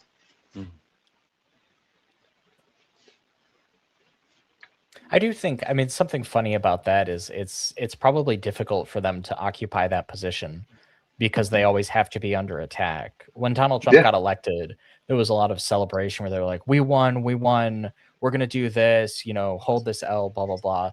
They were really end zone dancing on people. And then a little time passed and they were like, oh, fuck, if we don't pretend to be under attack, we have nothing. So they were just like, oh, never mind. Actually, it's the left is still in control of everything. And then you start piling on, you know, dumb decisions like, you know, Trump literally breaking the three things that he swore he was going to do as a president that he managed to get. You know, he managed to get a bunch of young males to vote for him that didn't vote for him previously, that are a lot of them were their first time voting, and he managed to get a lot of them. And that pushed him over the edge because they wanted no wars, because they wanted Epstein files. You know what I mean? And lo and behold, well, we got the Epstein files eventually, but you know, look at everything he did to try and prevent it, as well as just going, you know, fucking bombing Iran and everything else. It's you know, apparently some of these fucking youngins these days, apparently, it seems like they might be kind of naive, but they do have some kind of principle. And I was surprised by that. Well, I think it's, you know, something that I've noticed with my own peers is like a lot of us were like, and still are, more left-wing than our parents. Because something that I've noticed is like the millennials are not shifting to the right as hard as some other generations did. But I do notice that like the right-wing ones have calcified more. You know, when they were younger, it used to be like, well, you know, I want my guns, but I also want my weed. So I'm kind of a moderate, but I'll vote right, I'll vote left, whatever. Those guys are a lot rarer now. And I mean like genuine ones, like the genuine kind of libertarian moderates are pretty rare. But I do think that there's something to be said for like younger people who just like who just couldn't have known personally, you know, like they were not prepared by their environment to understand Trump won. Right. And they were not like educated into it, and they didn't witness it personally as legal adults who could vote. So like, you know, 4 years later, they're looking at Donald Trump and they're thinking like, oh, I guess I kind of remember what things were like when I was younger, but they would have had to have been at most like, you know, if they were 18 and they voted Trump, they would have been like 14 when he right. That's something that's really hard to. It's really kind of like how it is trying to understand people who are prequel lovers over any other Star Wars trilogy. You know, it's a similar thing. Like there are people that grew up with Trump as president, and so he's just presidential to them. To some degree, like he's a valid presidential presence, whereas like to most of us we were like, fuck no, this guy can't be president, and then he was, but like, you know, they don't see him or didn't see him in that same way to what you're saying. Also, like Donald Trump basically ran unchallenged. There was no primary for the Democrats, so they didn't really have anybody with real visibility other than Joe Biden, who did like 2 debates and dropped out. Because he fell literally in the second debate he dropped out, like he dropped out of consciousness. So like then you know, it's whatever it was, like a few weeks, and then they have their convention, and then they pick Harris, and then her campaign even petered out a few weeks ahead of the election. There was just less. With hers, what it was the moment that they, you know, because at first they were doing the weird thing, and that was working really well. Just calling them weird. That was it. It's so simple, and it was, you know. That was the Tim Walz thing. That was right, but then she started listening to the fucking guy that owns Uber or whatever. Was like they let him into, you know, the campaign as far as like an advisor, and she started appealing more to corporates. She started appealing to fucking Republicans. It's like anybody that doesn't have the values or, you know, for like actually making the country better for everybody, and they're just like being spiteful with their politics. You shouldn't fucking appeal to them. Simple as that. Well, you know, more of those young people who were naive and anti-war might have voted Harris if she could have moved left on shit like Israel. You know, like I kind of think if she said, you know what, Joe Biden gave a lot of arms to Israel, and I'm gonna immediately stop doing that. I'm gonna condition aid. We're not. But that's where the DNC comes in as being at fault, because they literally just transferred his support to her, and it came with strings. Like, you can't shit talk Biden. You can't say anything negative. You have to just, you know, boost him up. Meanwhile, don't diminish any of his accomplishments, even though, you know, some of them is hard to promote some of them, and also promote your own accomplishments as vice president when she was literally sidelined the whole time. She was back in the background almost the entire presidency. Well, they put her on the mic and had her do that. Like literally the most famous thing she said was "do not come." So it's like, okay, so your party's like pro-war and anti-immigrant. Of course, people are going to vote Republicans because they're just better at being the thing you want to be.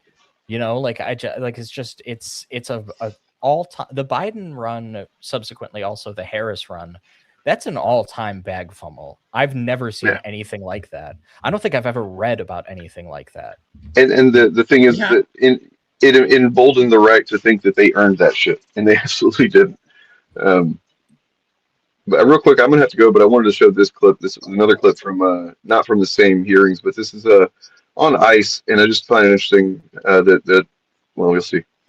Do you know what other regimes in the 20th century required similar proof of citizenship? Yes, sir. What? Sir, there was various nefarious regimes that did that. Is Nazi Germany one? Yes, but is the Soviet Union one? I honestly, sir, I'm asking the questions. Is the Soviet Union one? Yes, sir, but I totally, this is the wrong type of questioning. No, I'll tell you what the wrong. It's the wrong question because it makes me look bad. Okay. Yeah, this is devastating to my argument. I find it like I kind of got caught up the first time I watched it because he tried to say various nefarious, and I'm like, what are you, Eminem answering this shit? Come on, man. Get with it. But actually, sir, it's Holocaust Museum. Reclaiming my time, sir. If you want to reclaiming my time, Mr. Chairman. It's not the men and women of ICE that are out there doing it every day. So to say that the men and women of ICE are going to stop us, Mr. Chairman, I'm reclaiming my time. I would like my time back, please. Please give me another 15 seconds because he was unnecessarily speaking. Yeah, that's just not good, man. Like that young people don't want to hear that shit. I mean, it's almost like we you know, people know it's true. You know, people know, we see how much money goes into the fucking military budget, and yeah, it's true. Of course it is, because as much as our money goes into that shit, that doesn't go to things that are, you know, way more worthy of the money, and we need it way more, and would you know, prop up a healthier democracy way more than that does. Yeah, everybody knows we're fucking badasses. Great, but who cares? You don't need, that's not something to fucking, you know, crow about. But I just want to say, like, the Democrats have fielded in my lifetime like one unstoppable candidate, and that man was Barack Obama. Yeah. And that he just could not, like, they had nothing on him. They couldn't take him down at all. People had an absurd amount of faith in him, and they don't seem to understand why he won, because they think, oh, he won because he was respectable. That's why all these assholes like Pete Buttigieg are always imitating Obama's cadence, because they think that's why he won. The problem is they don't want to encounter the fact being a warmonger is not respectable. You know, the only people really going at Obama for that were Fox News viewers who already hated him because he was black, so that was never going to hurt him. And, like, you know, if you're in a race now and your base figures out, or independents, God forbid, figure out that you're the warmonger candidate, that's just not respect. In the 21st century, it's not respectable. The public doesn't respect you. They immediately think you're a con man. And I just, you know, people say Americans don't vote based on foreign policy, which is true, but they do vote based on whether or not you can field a candidate who doesn't immediately look like a lying sack of shit. Some of them will vote for it because they're for it. Like the people who think Donald Trump was lying for the Lord. But some of them will not vote. They just won't turn out because they're like, well, who am I supposed to vote for? They don't, I mean, they not realize we had the longest military engagements in the history of U.S.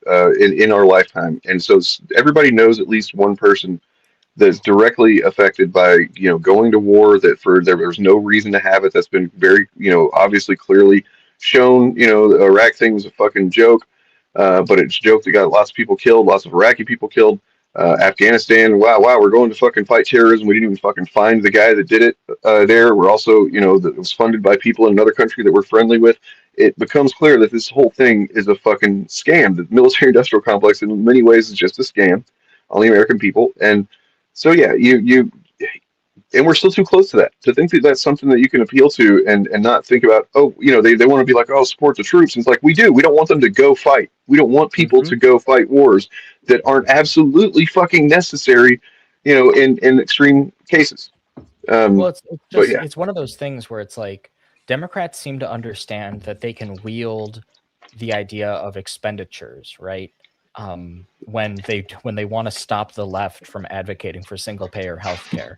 They do that all the time. How are you going to pay for it? All their pundits say it. They say it on the debate stage. But some Americans have started to notice nobody asks that when it's the fucking military. And we spend a lot on the military, more than any other country. It is crazy. So some of them are going to notice that. And when you advocate for war implicitly, some of them might connect it with the idea that they pay for it. It's a pretty direct line. Some of them will just be like, look, I don't like Hamas or whatever's going on there. I don't like, they probably don't even know Hamas. They probably just think terrorist or whatever. I don't like that, but I don't want my tax dollars going to it. That's like a very basic line. Any median voter could believe something like that. So I just don't get the mental process of being like, I'm going to hit people on the cost of healthcare, but I'm not going to do it on war on principle and not even bring it up. And the stupid thing about that is I was listening to something about post-war recovery of West Germany. And after the war, West Germany, South Korea, and Japan recovered quicker and better than any other country that was involved in that war, apart from America, because the one thing that they didn't have to do, that all the other countries did, was spend any money on military. Those three countries, because of their involvement in the war, were then banned from having a standing army of any kind for a long time. And so all of the money that they had was all invested in infrastructure, in technology, and so they recovered far quicker.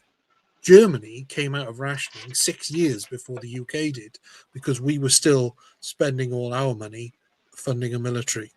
So if you want to know where your tax money is going, it's going to fund a military that really you don't actually need, certainly not to that degree. Like, if the entire world attacked us all at once, we might have a pretty good fight on our hands. You know what I mean? Based on what we're looking at on the screen right now, like there might be a pretty good fight, maybe. One of these days, if it was a money fight, but that's not if it was a money fight as well. It doesn't matter how rich your army is, or even how well trained they are. I mean, you should know that after, Vietnam and various other wars that you've been involved with. Doesn't matter how much money you've got.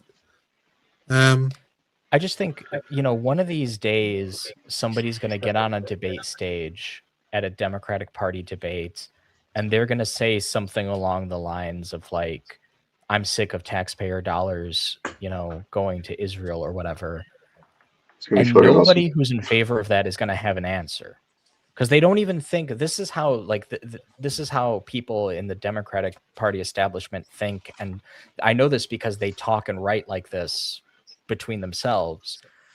They don't think they should have to have an answer to that. They're openly disdainful of the idea that they would need to justify it. They think of it as like, oh, these rubes think we have a reason. There are a handful of just like things that the both established parties they are just truisms, and you cannot not be outside of this realm of thought, no matter what, if you plan to be elected at all. And that one of them is, God. You gotta be religious. You can't have some atheist get up there and say, I don't really believe in God. You know what I mean? A lot of people don't like that shit. And you can't be anti-Israel, or at least so far you haven't been able to. But I think that's been shifting quite a bit. I think that's I've seen some polling that suggests it's might be shifted the other way completely almost. But yeah, it's. I mean, by the way, Ryan, watch your mouth. You see what our block is compared to yours there, okay? So. I mean, so they're constantly like Russia and China pandering, or fear mongering about Russia and China. We gotta keep, it's like where, even if it is, it's not just money. It's just like, does anybody really think that we don't have the military capability to fight Russia whenever they had their tanks were falling apart going into Ukraine and shit like that? No, sorry. Well, yeah, I mean, Russia. To be honest, it wouldn't be hard to beat Russia. I mean, you could beat Russia easily if you halved your military budget and have no problems. And this is the other thing about your military budget as well. It, in effect, is a form of socialism that the Republicans are okay with, because all of those soldiers, they're not off fighting wars 90% of the time. 90%, probably 90% of them are not fighting wars 90% of the time. So you're paying them to be in the army to not do like their job. By the way, did you guys see that there's this no-fly zone's been created around El Paso? See that news? No, I didn't. No. So this might very well point to Trump's trying to do a distraction by going into Mexico. I don't know. Like that's what I've seen. The best guess is. Let me find it real quick. So there's certain dates whenever it's going to be very, very illegal to fly in this area of New Mexico, or in El Paso, New Mexico, rather. And it's, let me see. So Pentagon FAA dispute. Pentagon let CBP use anti-drone laser before FAA closed El Paso airspace. AP sources say. So the Pentagon allowed U.S. Customs and Border Protection to use an anti-drone laser earlier this week, leading the Federal Aviation Administration to suddenly close the airspace over El Paso, Texas on Wednesday, according to two people familiar with the situation who spoke on the condition of anonymity. The confusing arc of events began. So this is kind of an update that I didn't know about, the laser part. All I know is that I woke up this morning, one of the first things I saw in the news was that there was this no-fly zone declared for this stretch of dates. And people saying, why the fuck are they doing this? What's going on here? So let's see. Confusing arc. The events began as FAA announced it would be shutting down all flight traffic over the city on the U.S.-Mexican border for 10 days, stranding some travelers. But the closure ended up only lasting a few hours. Okay, so I guess it's already over. The Trump administration said it stemmed from the FAA Pentagon working to halt an incursion by Mexican cartel drones, which are not uncommon along the southern border. One of the people said the laser was deployed near Fort Bliss without coordinating with the FAA, of course. So they're literally just doing fucking lasers to shoot down drones, to I guess to blind drones or whatever, and they're not letting anybody know about it. And they're, what could happen there? Yeah, I mean, they just want to start ramping up the military involvement against any Latinos, basically. They shut down the entire airport. That's crazy. Stranded travelers with luggage lined up the airline ticket counters and car rental desks before the order was lifted.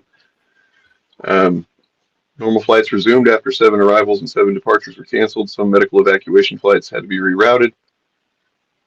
So, okay, well, it's a troubling lack of coordination, apparently. Investigation in last year's mid-air collision near Washington, D.C. between an airliner and Army helicopter killed 67 people, highlighted how the FAA and Pentagon were not always working well together. No shit. Yeah, well, anyway. I can believe his stupidity and incompetence because they're desperate to keep everything they do a secret. Yep. Well, they don't want any pushback. They don't want to have to, face any kind of a common sense or anything that might, go against their agendas. And just looking at that Pam Bondi clip earlier is a good example of that. Donald Trump was probably like, no fly zone. That sounds like a great thing. I don't like flies. Who does?